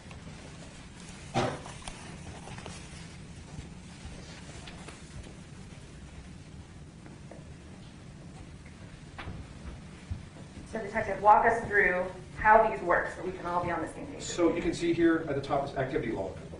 These records we requested, we have a total of 1, 2, 3, 4, 5, 6 activity logs. And you can see in this section, it shows there was on this date, 24th, at 6:19 and 40 UTC, Fabian Gonzales' Facebook page shared a Faces Vargas Ramirez photo. And if you go down, you can see the records we requested, the time period. That's the activity log of what occurred on these records on the defendant's Facebook page. Does that make sense? So each one of these activity logs, status update, I don't know how many others are in this. Those are what I said, that's the data files that you can request where you just get that. This record, just chronologically backwards, just shows a chronological history of what was done. That's what comes in these records. So tell us, starting with this status update, what this date and time is relating to. So if I could refer to my notes, because I want to get this right, it can be confusing. So when you look, it's easier if I do it this way. So the first activity log event we see, this one here, is a photograph that was shared, and that was shared on August 24th of 2016 at 6:19 and 40 seconds UTC. So when you associate that with the actual, you have to go to the actual post, that associates with this photograph here. And the actual time that was posted was August 24th, 2016 at 12:19 a.m. and 40 seconds. It will be Mountain Daylight Time, or UTC-6, on August 24th. So this date and time here does not relate to this photo? No, it's the one before it. That's why it gets very confusing. And that's why if you go with the activity log and you match that up that way, it's less confusing. So walk us through the other posts or status updates and tell us the date and time that those were posted, converted from UTC time. So the next post is the one that says, I smile and act like nothing is wrong. That would be the second activity log you see. Actually occurred August 24th, 2016 at 12:03 and 31 seconds. That's UTC-6 or Mountain Daylight Time. The third post that we see says that respect shit goes both ways. When you convert it using the activity log, it actually occurred on August 21st, 2016 at 9:18 and 11 seconds, which is Mountain Daylight Time, and that's UTC-6. The last post in these requested records is I'm just here to post funny shit on my page. Actually was posted, when you convert it, was posted on August 21st, 2016 at 8:23 and 45 seconds. And again, that's Mountain Daylight Time, that's converted, that's UTC-6. So that would have been Albuquerque time that this was posted. So I'm going to show you what's been admitted as defendant's I, which I think is pretty identical except for it just came in from a different spot. Do the records duplicate themselves when you get them back? Yes, sometimes they will. So this is, I think, identical, except for the page number to page 6 on states 370. Would you agree? Bit different on, Shares? because this is the shares. But let's make something clear. These dates down here on defendant's eye do not relate to this photo. Is that right? Because you have to read, it's chronological from, the records start from the most recent and go backwards. So it's kind of a backwards chronological, if that makes sense. So defendant's eye was actually posted on 8/21. At what time? August 21st, 2016 at 8:23 and 45 seconds. And that is actual Albuquerque time. Thank you, Detective. And Facebook post, so on 8/21 and 8/23, is that when the "if you get offended" post was placed on Facebook by the defendant? Correct. Which is page 370, this last page. Yes. And then was there another Facebook posting that night? The respect goes both ways. This one? Yes. And what time was that? At 9:18 and 11 seconds p.m. on the 21st. Do we also see a call to the defendant's brother just before that? At 9:02. And was that a connected call? Yes, for just about 5 minutes. In the phone records, there's been some testimony that the defendant posted what's been admitted as 266, and they said posted it. There was a text message, and Deputy Commander Hartsock testified about this going out to Amanda P. Are you familiar with that? Yes, I am. Are you familiar with this photo? Yes, I am. What time was this sent out? That photo was sent out, text out at 10:02 p.m. on August 21st, 2016. So that's a good 5 hours after the fight or so? At least, yes. In this photo, are you able to see any bleeding from the defendant? Of course, the injury's covered up because of sunglasses, but he looks very clean. I see no blood on his upper body, his one hand and finger we can see, and on his face. I see no blood. Do you know where this photo was taken? That was taken inside 808, the apartment 808. Were you able to determine what time Victoria Martens got back to the apartment on that day, the day of the barbecue? She and Michelle Martens returned about 4 minutes later. After that photograph was texted out, I mean. At 10:06? 10:06, yes. And then tell us about the rest of the activity we see this evening. As you can see, about 10:17 and 7 seconds, there was just under a shy a minute phone call the defendant made to Joseph Gonzales. 10:56, there is a call, 2 minutes, 4 seconds, to Jessica Kelley. 11:05 and 27 seconds, there's 24-minute phone call, 24 minutes to where the defendant is using his mobile device and he's doing internet searches for firearms. The next entry we see is for a phone call to someone named Robert Fine Sanchez. Yes. Did you investigate who that was? Yes, I did. Who is that? Robert Fine Sanchez was one that was difficult to contact. He would only talk to me by phone, would not meet with me in person. The story he gave me was he was closer with the brothers, but he knew Fabian and didn't have any information about the murder, is what Mr. Sanchez told me. Did he tell you the last time he had spoken to the defendant? It had been a while. I don't remember the exact time, but it had been a while. And he didn't actually end up speaking with the defendant, is that right? That's what he told me. He did not speak with the defendant. I'm going to go to page 3 of 367. We see a couple more attempts. 2 more attempts, no connections, 11:39 and 8 seconds, and then just a few seconds later, another attempt to Robert Sanchez. The next entry I see is to someone named Sedmo or Anselmo Herrera. Who is that? Anselmo Herrera, I was able to actually find an interview. He is a friend of both the defendant and the defendant's brothers. I believe he implied that he knew the brothers a little bit better, but he did know the defendant. And did he know that the defendant had tried to contact him? No, he did not. And then after these attempts to contact Robert Fine and Sedmo, do we have some more communication? Yes, 11:37 and 38 seconds, another attempt to Joseph Gonzales. 11:39 and 47 seconds, another attempt to Stephen Gonzales, who is the defendant's brother. And then at 12:55 p.m. on the 22nd, there was more internet searching for firearms. And then on the 22nd, about 4:37 and 38 seconds in the afternoon, the MAPS application is accessed. Then again on the 22nd at 4:47 and 13 seconds.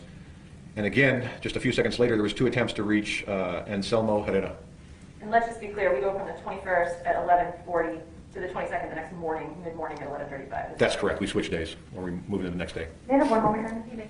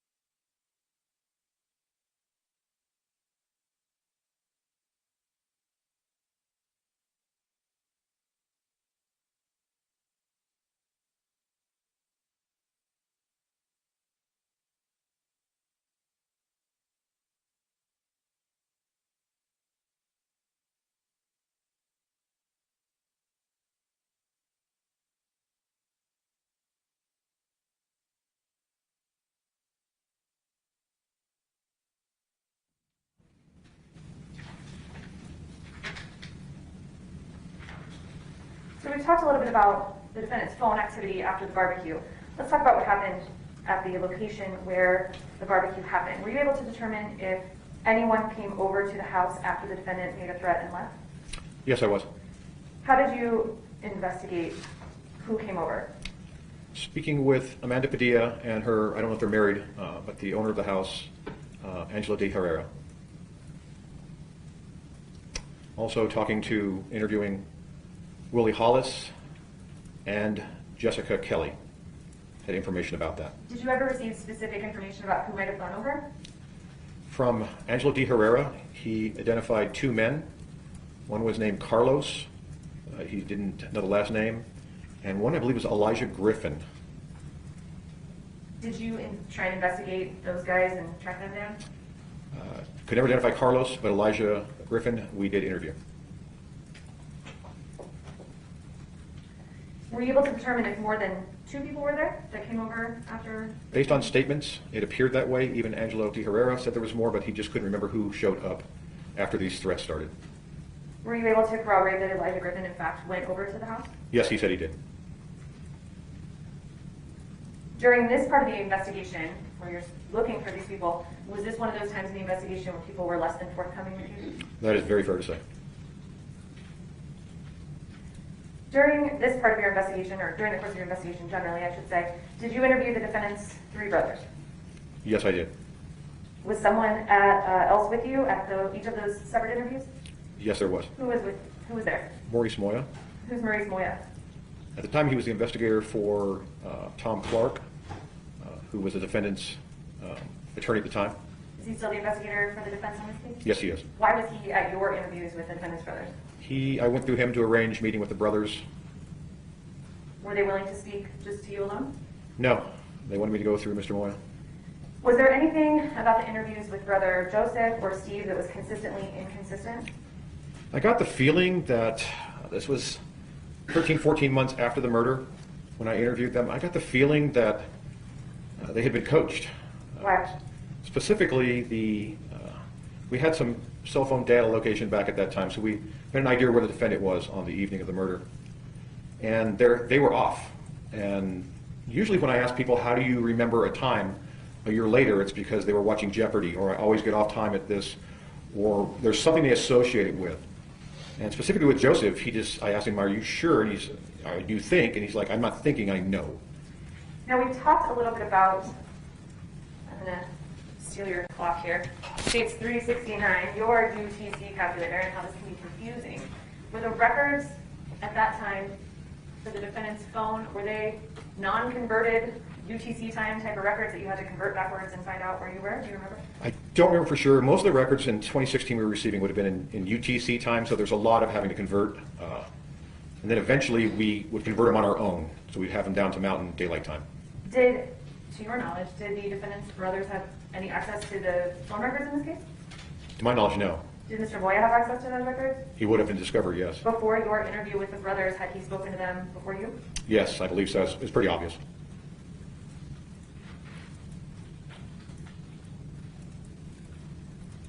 Did the defendant's brother tell you that something different than a fistfight happened at Amanda Padilla's house? I believe Stephen told me that the defendant claimed he'd been pistol whipped, and Joseph Gonzales told me that the defendant said he'd been jumped at this barbecue on that Saturday. When you interviewed Joseph, did he tell you about having contact with his brother after the barbecue? He said yes, he had. What kind of contact did he have? I remember what Stanza told me he had a call. Did he tell you about 1, 2, 3, 4, 5 calls after the barbecue? No, he told me a call. Did he tell you about the 19 or 20 total calls that some connected and some didn't that his brother He did placed not. after the barbecue? He did not.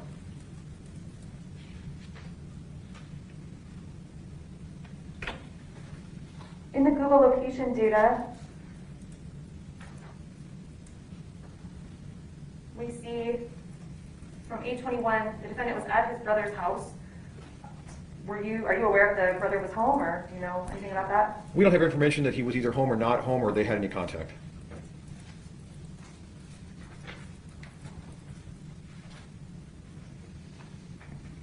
Did you interview Angelo de Herrera directly? Yes.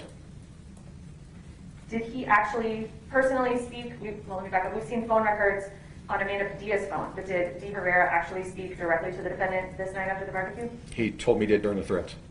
Whose phone was that on? On Amanda Padilla's phone. Was that a friendly conversation he had? No, he told the defendant to, I think his words were, come on over.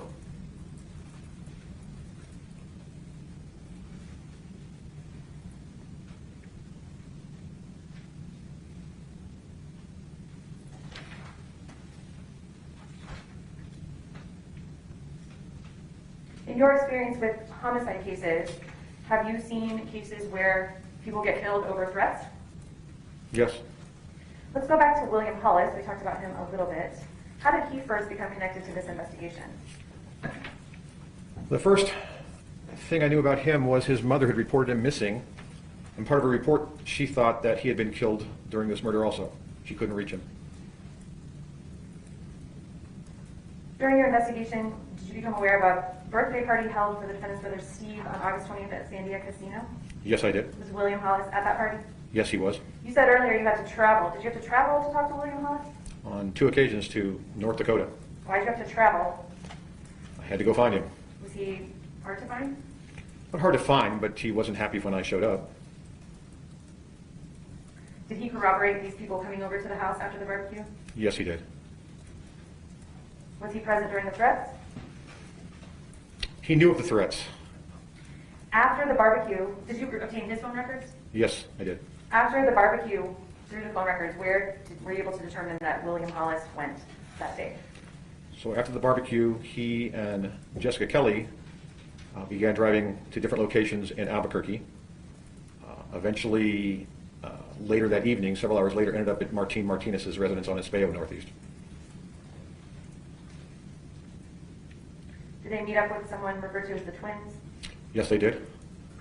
And around 2 or 3 in the morning, the next morning, where did Willie go per the phone records? Willie Hollis left by himself, and then this weird driving around Albuquerque to North Albuquerque Acres, along I-25. This went on for several hours, and eventually eastbound on Interstate 40 into the mountains, in the East Mountains. He then drove, it appeared aimlessly around the East Mountains for several hours. Eventually ended up parking in a very remote arroyo in the far southeast portion of Bernalillo County, and parked there for 23 hours. And then the following day, he drove into Moriarty and obtained a motel room at the Motel 6. Were those movements unusual? To say the least. And were you able to determine if he was in Moriarty or not at the time of the homicide? We had, his phone records indicate his phone did not leave Moriarty on the day of the murder, and we have no indication his phone was ever at apartment 808. We heard some testimony from someone named Uncle David, or David Chavez. Are you familiar with him? I am. Where does he live? Lives in the South Valley on, I believe, Lake Southwest, I believe. Did you interview him back in 2017? Yes, I did. Can you describe his property and residence to us? It's a small residence with a kind of a dirt lot. I was never allowed in the house.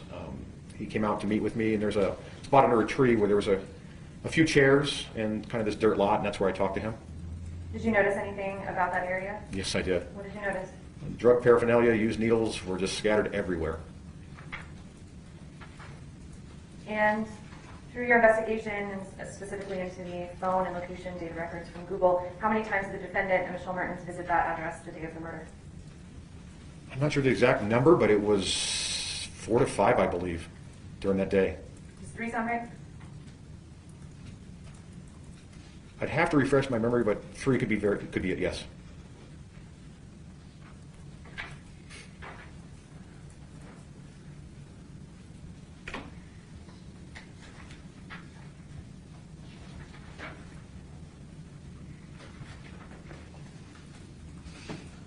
Were you able to determine the day of the homicide? We heard testimony that the defendant took Victoria Martens to a gas station. Yes. Were you able to determine what time they were at that gas station? It was right around 6 p.m. Without looking at records, I can't give you the time, but it was right around 6 p.m., just before or after.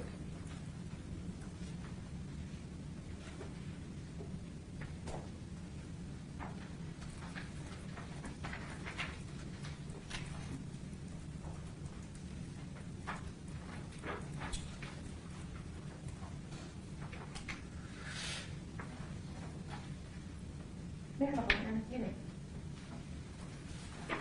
Tengo que trabajar en eso.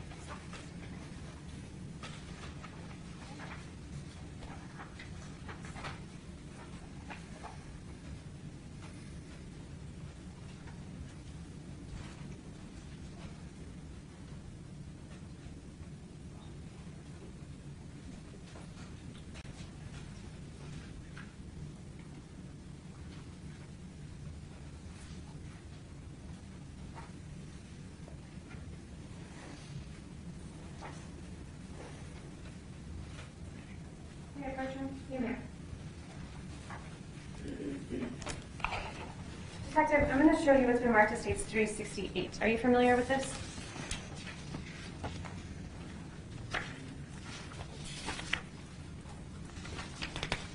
I am. How are you familiar with? I've reviewed this to verify the dates and times. And does this exhibit fairly and accurately represent things that you were able to establish during the course of your investigation? Yes. So you reviewed the defendant and Michelle Martens' Facebook records, T-Mobile records from the parties, the phone extractions, and the Google records? And witness statements and CAD reports. Under the state would move for admission what's been marked as 368. No objection. 368 will be admitted in the dollar.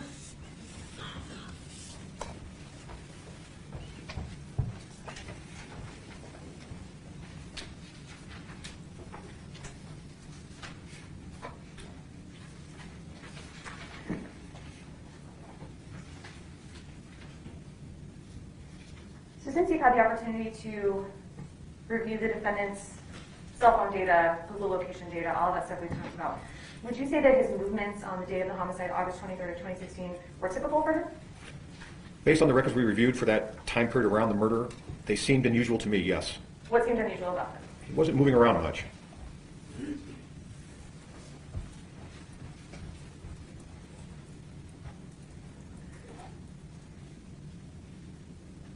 So let me publish what's been admitted as States 368. We've talked about this, whoops, too much. Sort of a compilation of some of the highlights. If you could walk us through some of these, or all of these actually, dates and times, and tell us why they're significant as Yes, far ma'am. as summarizing the movements the day of the homicide. So these will all be on August 23rd, 2016, so I don't have to repeat the date, but of course that was Victoria's 10th birthday.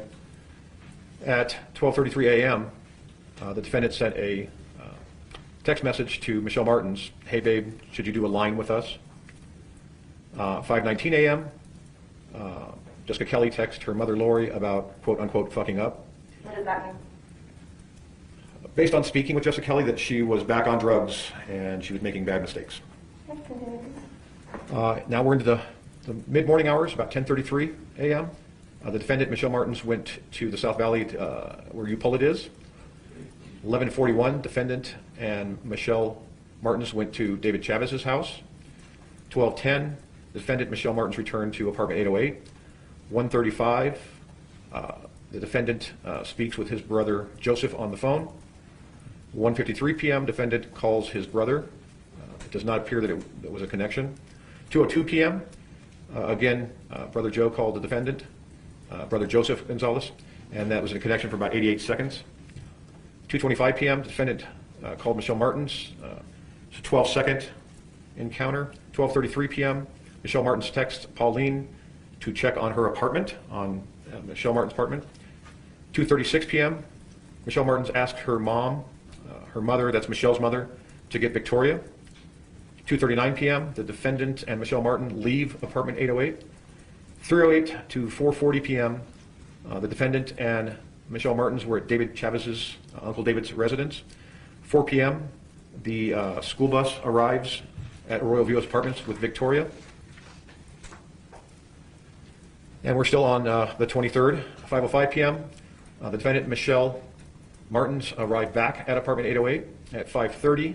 The defendant calls Michelle Martens, 6-second encounter. 5:31 p.m., Michelle Martens calls the defendant, 11 seconds. 6 to 6:25, this is when the defendant and Victoria drove to the giant gas station. Victoria got a soda and the defendant got a bottle of vodka. 6:08 p.m. is the call I described earlier in my testimony from Crystal Kelley to Jessica Kelley. At 6:29, defendant and Michelle Martens go to Steve Gonzales' residence. 6:32, the defendant calls his brother Joseph Gonzales. 5 seconds, we don't know if there's a connection. 6:33 p.m., Joseph Gonzales calls the defendant. 3 seconds, again, I don't believe there's a connection. 6:34 p.m., defendant calls Joseph Gonzales. Again, it's only 3 seconds. 6:46 p.m., the defendant and Michelle Martens go to the Smiths near the apartment. 7:01 to 7:05 p.m., the defendant and Michelle return to apartment 808. 7:16 p.m., Nia calls Jessica Kelley. There's a conversation for 128 seconds. 7:22 p.m., the defendant calls his brother Joseph Gonzales. So there's a contact for 30 seconds. 7:34 p.m., the defendant and Michelle Martens are at Joseph Gonzales' residence. 8:01 to 8:24, the defendant and Michelle again returned to Uncle David or David Chavez's residence. At 8:48 p.m., the defendant and Michelle Martens returned to apartment 808. And this is all on the 23rd. At 9:04 p.m., Michelle Martens turns off YouTube. At 9:50 p.m., Lori Collins calls Jessica Kelley. Lori is Jessica's mother. At 10 to 10:35, Michelle Martens shows Facebook activity. From 10:04 to 10:28, the defendant shows Facebook activity. At 10:22 p.m., again, Lori Collins calls her daughter Jessica Kelley. 10:26 p.m., the defendant tells Alicia Aragon to, quote, "get over here now." At 11:05, now this is, I think it says AM, but I believe that's PM. 8:23, 11:05, I believe that's PM. Can I make a correction to the exhibit ready, Steve?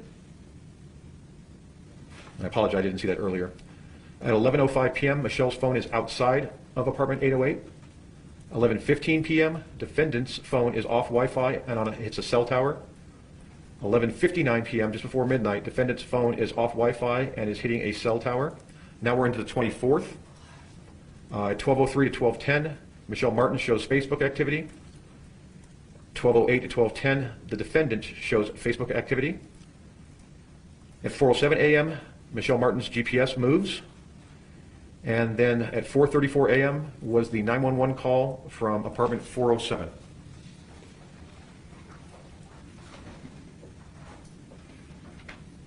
Let's talk specifically about some of the times Victoria is seen. Were you able to determine the last time she's seen by neighbors?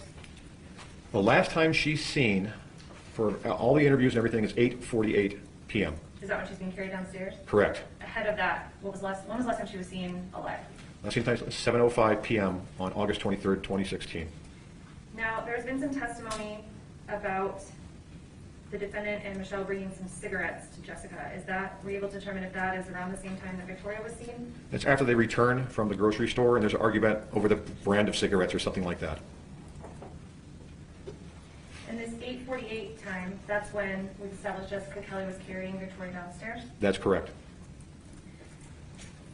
There's been some testimony that they were streaming music on YouTube, and I see an entry here that at 9:04 the YouTube is turned off. Is that consistent with the amount of time they might have been in that car? That is correct.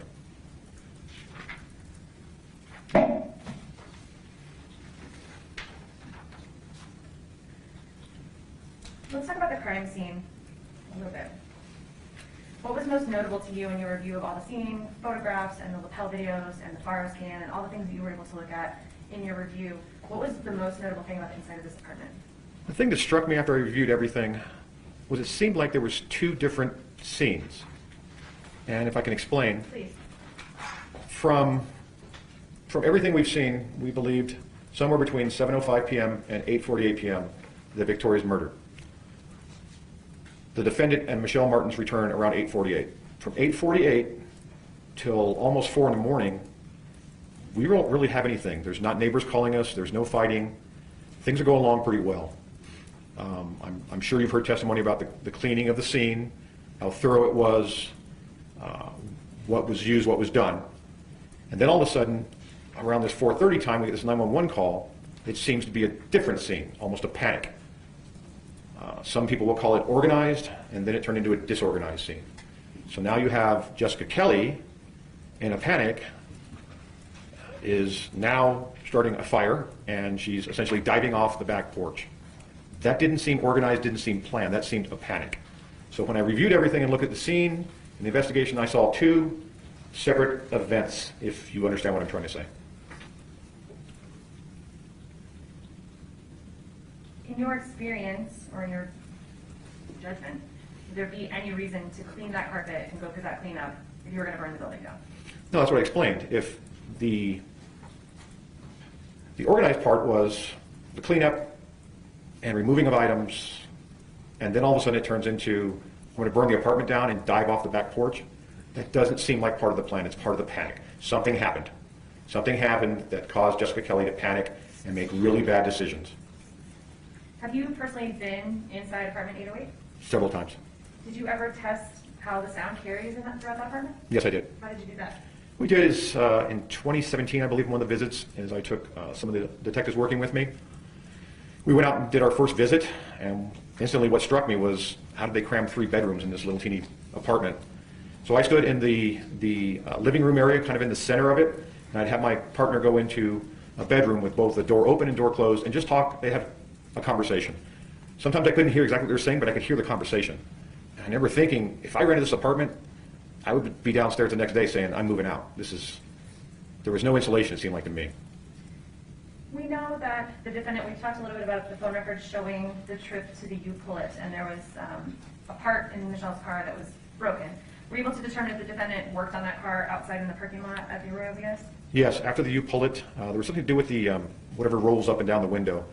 The defendant was in the parking lot and worked on that, and I believe he replaced it with the part they got from U-Pullet. When you spoke to neighbors, did any neighbors see this, as far as you know? Not to me, and I didn't see anything in the interviews that indicated anybody noticed that. Is this surprising to you that he might be outside and no one sees him? No.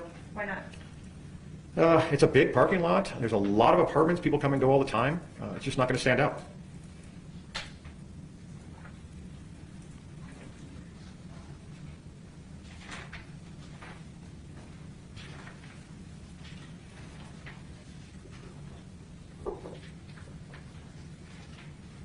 Let's talk a little bit about some things from Jessica Kelley's phone extraction.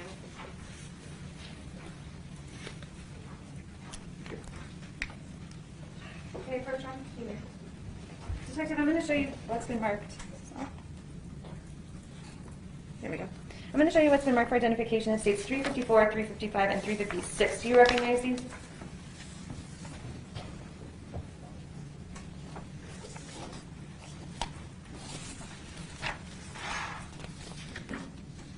Yes, I do. And are those, were those from Jessica Kelley's phone extraction? Yes, they were.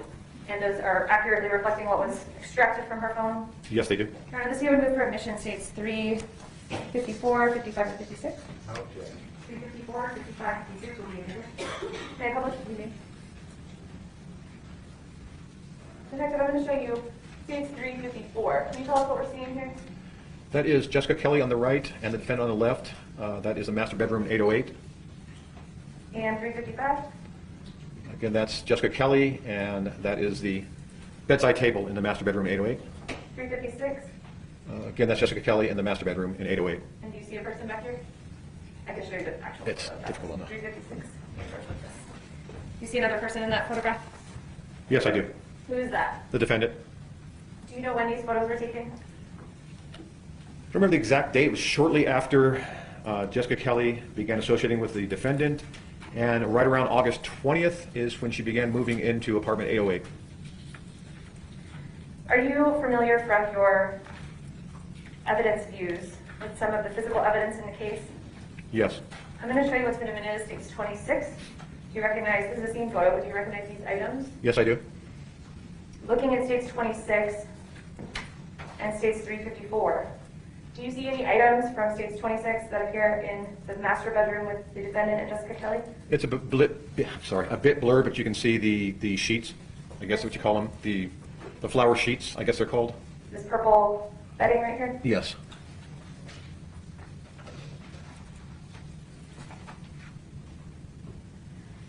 you have an occasion to investigate some keys in this case? Yes, 2 sets. Tell me about the first set of keys you investigated, where those came from.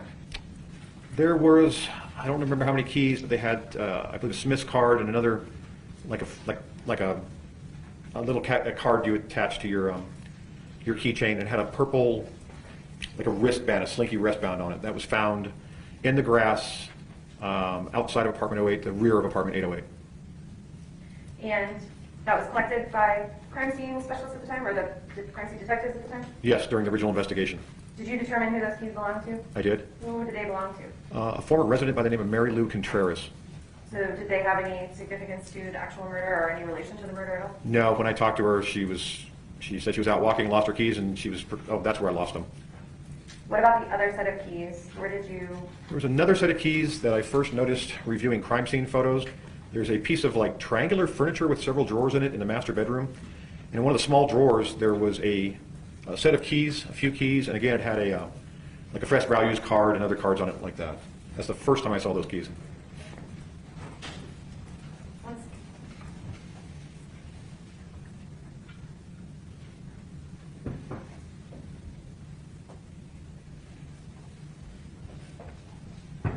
Sorry, we're to the 300s in exhibits, so I'm relying on my good note takers to tell me what exhibit I'm looking for.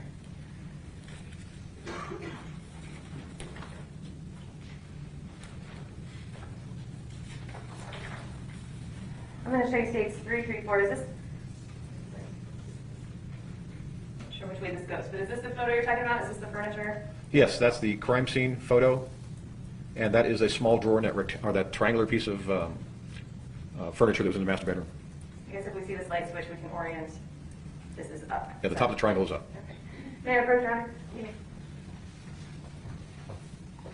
Let me hand you what's been marked states 363, 364, 365, and 366 for identification. Do you recognize those photos?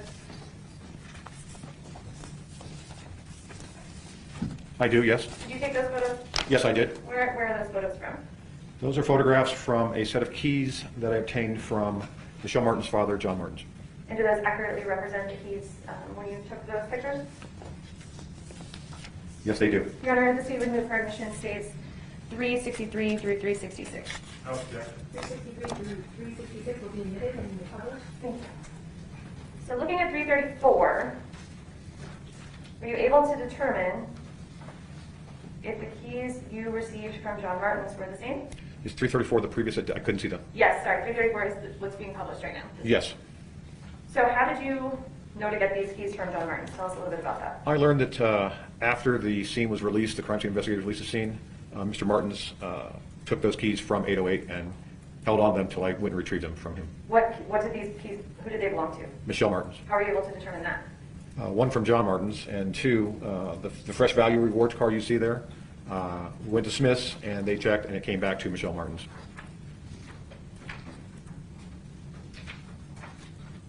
We can see a car key here in 334. Do you see that same car key in 364? I do? Do you have reason to believe that belonged to Michelle Martens' Buick? Yes.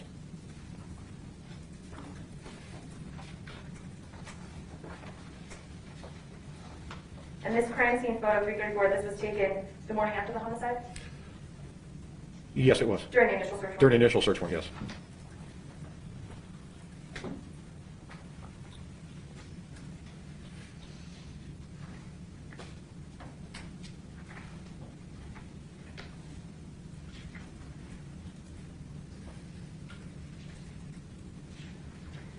Let's talk about a little bit of other review you did in this case.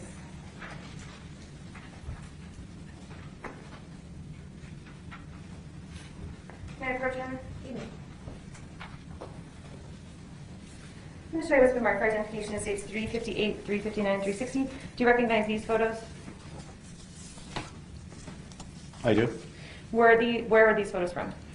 Those were from the morning of the incident, so August 24th. They were taken by our crime scene investigators of the defendant inside the investigative crime van that was parked outside 808. Was that Detective Pisano that took those photos? Yes, it was. And have you reviewed all of the photos he took in their entirety? Yes, I have. Your Honor, the state would move for, and do those accurately reflect the photos he took that morning? Yes, they do. I would move for admission states 358, 359, and 360. Same objections, Judge, lack of personal knowledge. Yes.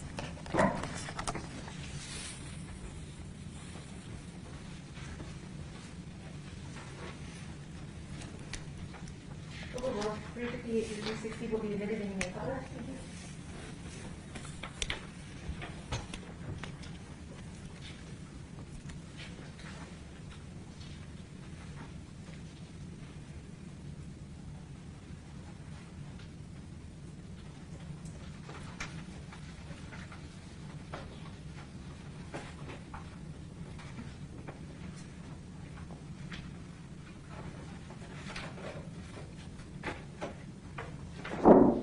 Sorry.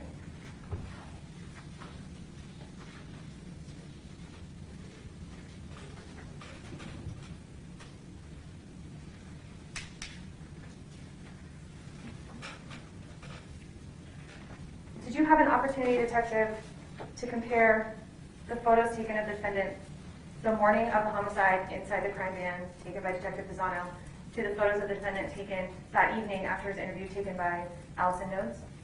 Yes, I have. I'm going to show you, I'm going to publish States 358. And Detective, if you want me to bring this to you, I know there's a glare, so you can describe it a little better. Actually, Your Honor, if I could have the detective come off the stand so you can point out. That's fine. Thank you, Your Honor.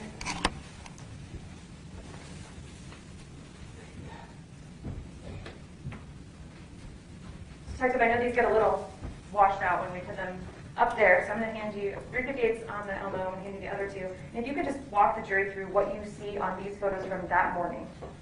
So on this photo, you can clearly see down here what appears to be dry blood. You can make out the faint outline of a clothes iron. And right here in this, I guess what I'll call the left little arm of the cross, you can see red stains right there that appear to be blood. Is that also depicted in 359? 359 is a close-up of that. Again, you can see the dry blood, the outline, but you can clearly see the reddish stain in this area here. And then 360? 360. Tell us what part of the body we're looking at. So this is the back right side, so this area of the defendant here. And you can see, again, the reddish stains that appear to be blood there. And taking a look at what's previously been admitted as States 282, this is the photo taken by Allison Nodes after his interview. Do you see a difference in the defendant's back here? Yes, as you can clearly see, all the blood is now disappeared. Thank you, Detective.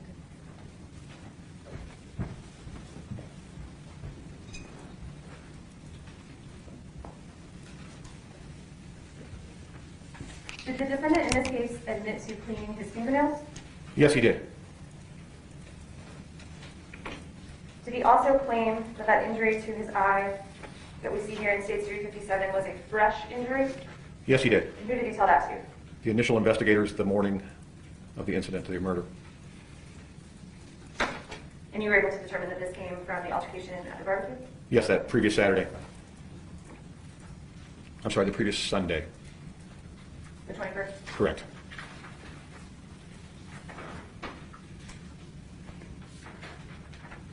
May I have a moment? Thank you.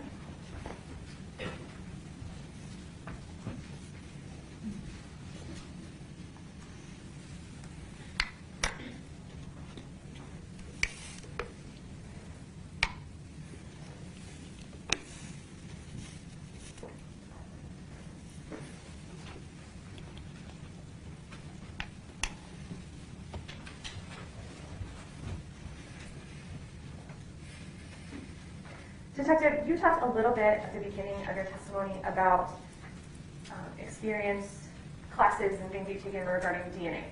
Yes, ma'am. Can you go a little bit more into that experience and training in DNA, and how often have you seen it in your casework in your 40 years with AP? So, when I became a detective in the cold case unit, I attended a course at the University of New Haven in Connecticut, the Henry Lee Institute of Forensic Science. And that was a cold case school that focused it on solving cases through DNA.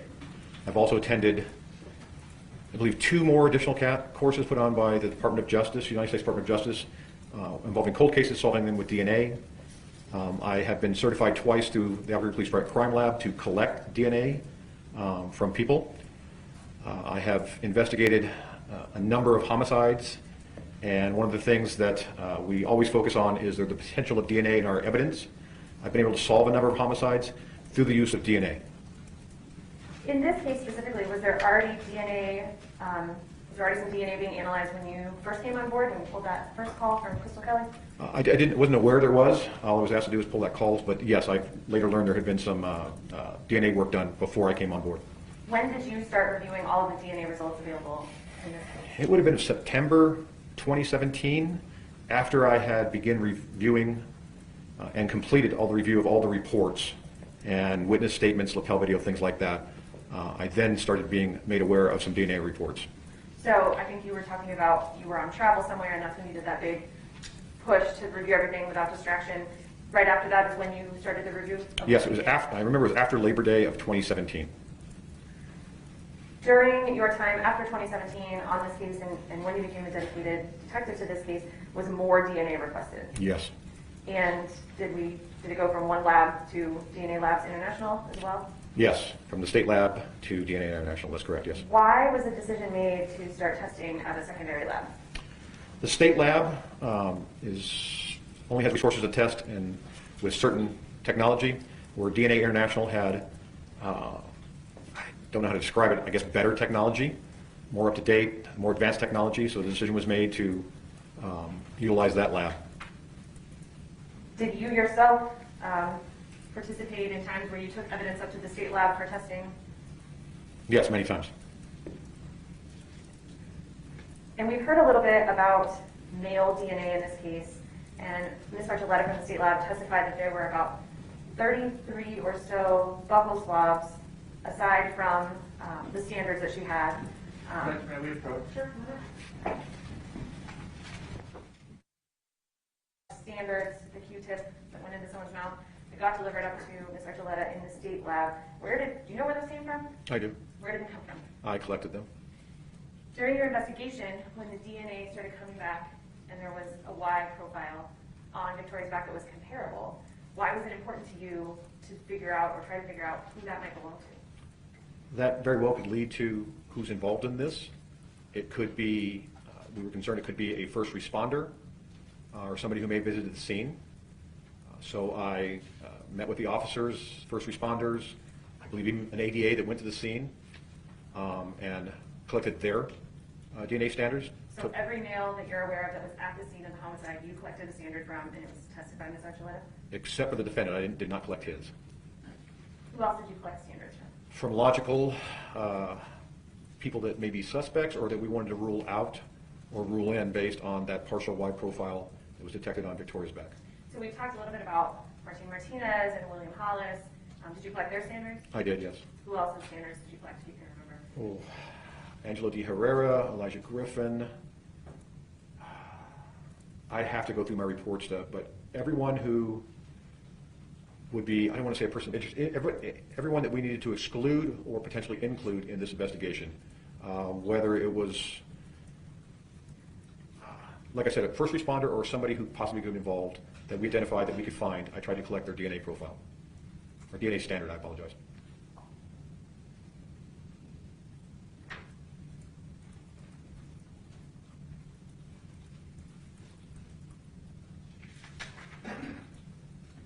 Why just males? The only profile that we could do any comparison was the male, what's been called the Y, partial Y profile, or the male profile, that was detected on Victoria's back. When you first reviewed the DNA, sort of that initial DNA, was it what you were expecting was going to come back in the DNA results? No, it was not. Did it lead you to believe that there was possibly someone else involved? I had already come to that conclusion that was a possibility, and then after I came to that conclusion, I was supplied the initial DNA reports, and that's when I learned of the partial Y profile that the defendant had been excluded from that was detected on Victoria's back.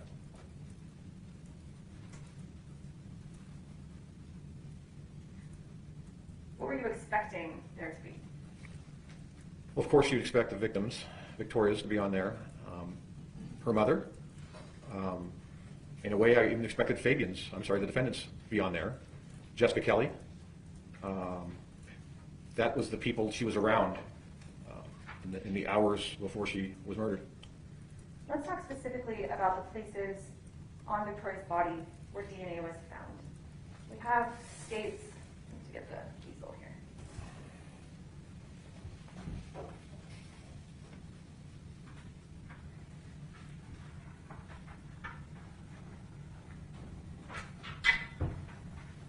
And Your Honor, if I could have Detective Lewis step down again. Sure.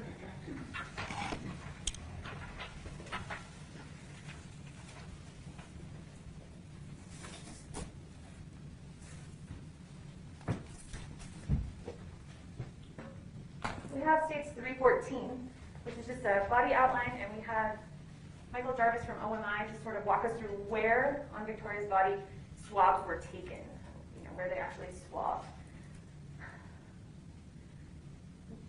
So on the front of Victoria, can you tell me where the places were on her body that were significant to you in your review?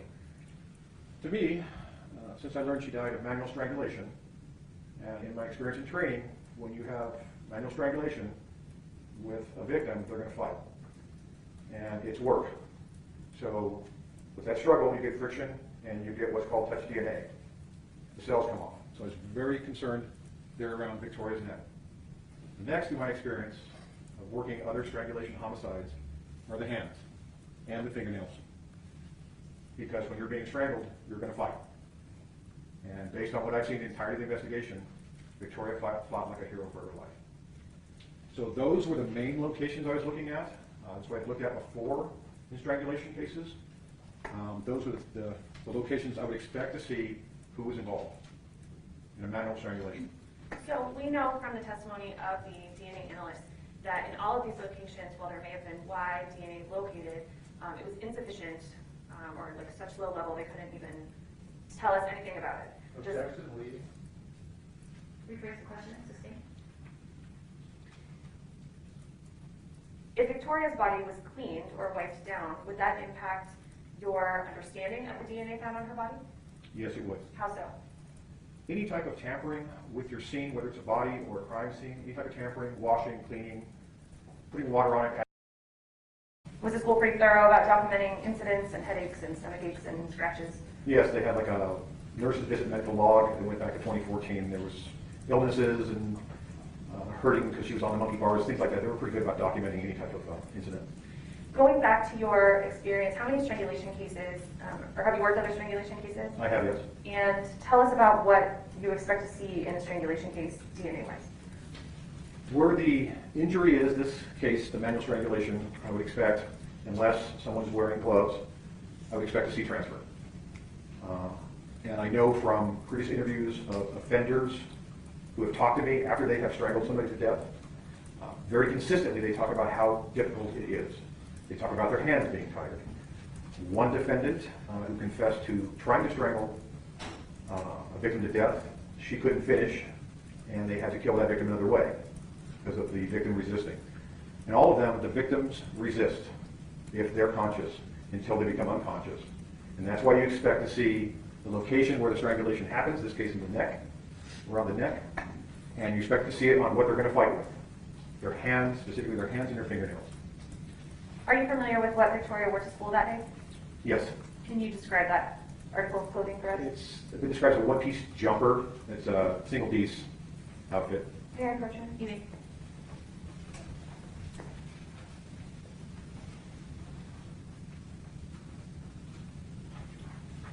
Detective, I'm going to show you what's been marked as State 362, and I will just let the court know this is a graphic photo. Let's go ahead and remove the camera, please, from the... Are you familiar with this? Oh, I'm sorry. All right, thank you. Are you familiar with this photo? Yes, I am. Where is that photo from? That photo is from, it's of Victoria's neck and was taken still at the crime scene before she was transferred to the Office of Medical Investigator. Is this a photo that the Office of Medical Examiner's investigator took? As far as you know? I believe so. All I can see is gloves. It could be our crime scene people. It could be all my personnel. Usually all my personnel handle the body. And have you thoroughly reviewed all of the photos from the scene and from OMI, including their on-scene photos? Yes, I have. And does this accurately reflect what you've seen in those photos? It does. And the condition that you know Victoria Martens to have been in after review of her autopsy? It does. Your Honor, the state would move into evidence with the marked identification as 362. No objection. 362 will be admitted and you may publish. Thank you. Detective, let's look at 362.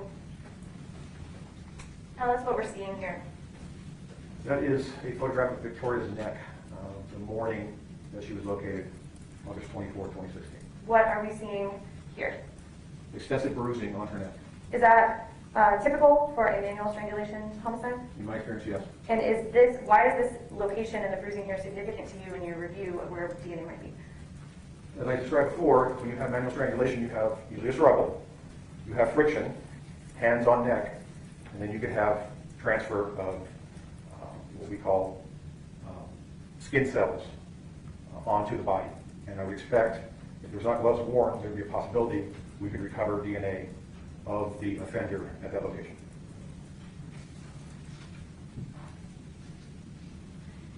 We talked a little bit about the kids, or there's been some talk, I'm sorry, about kids at school, and you said you went through her records, having not seen an incident that day. Is that why you did not go collect swabs from all of the kids in her class?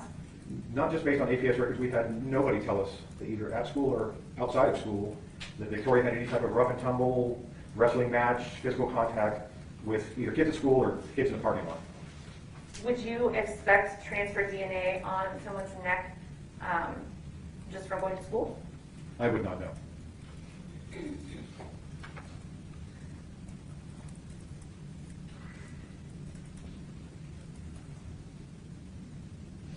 What about there was some testimony about some teenage-age kids that were outside around 8:48 that's already being carried downstairs. Did you consider getting swabs from them to test against the profile on her back? 2 were females, so no, and 1, we had no information that she ever got close to Victoria. Do you have any information that any of them got close to her? No, not at all. Was there any information that she played with any other kids in the apartment complex that day? That day, no. How do you, I think you can take this stand again.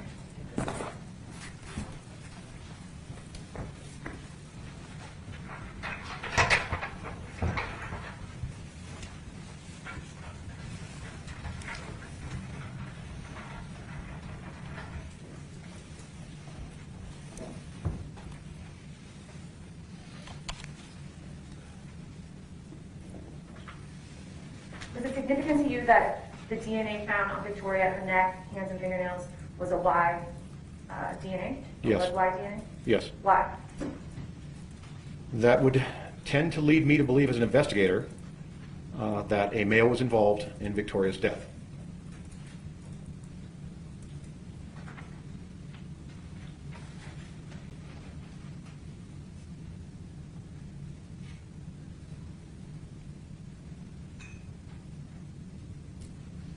Do you have a lawyer?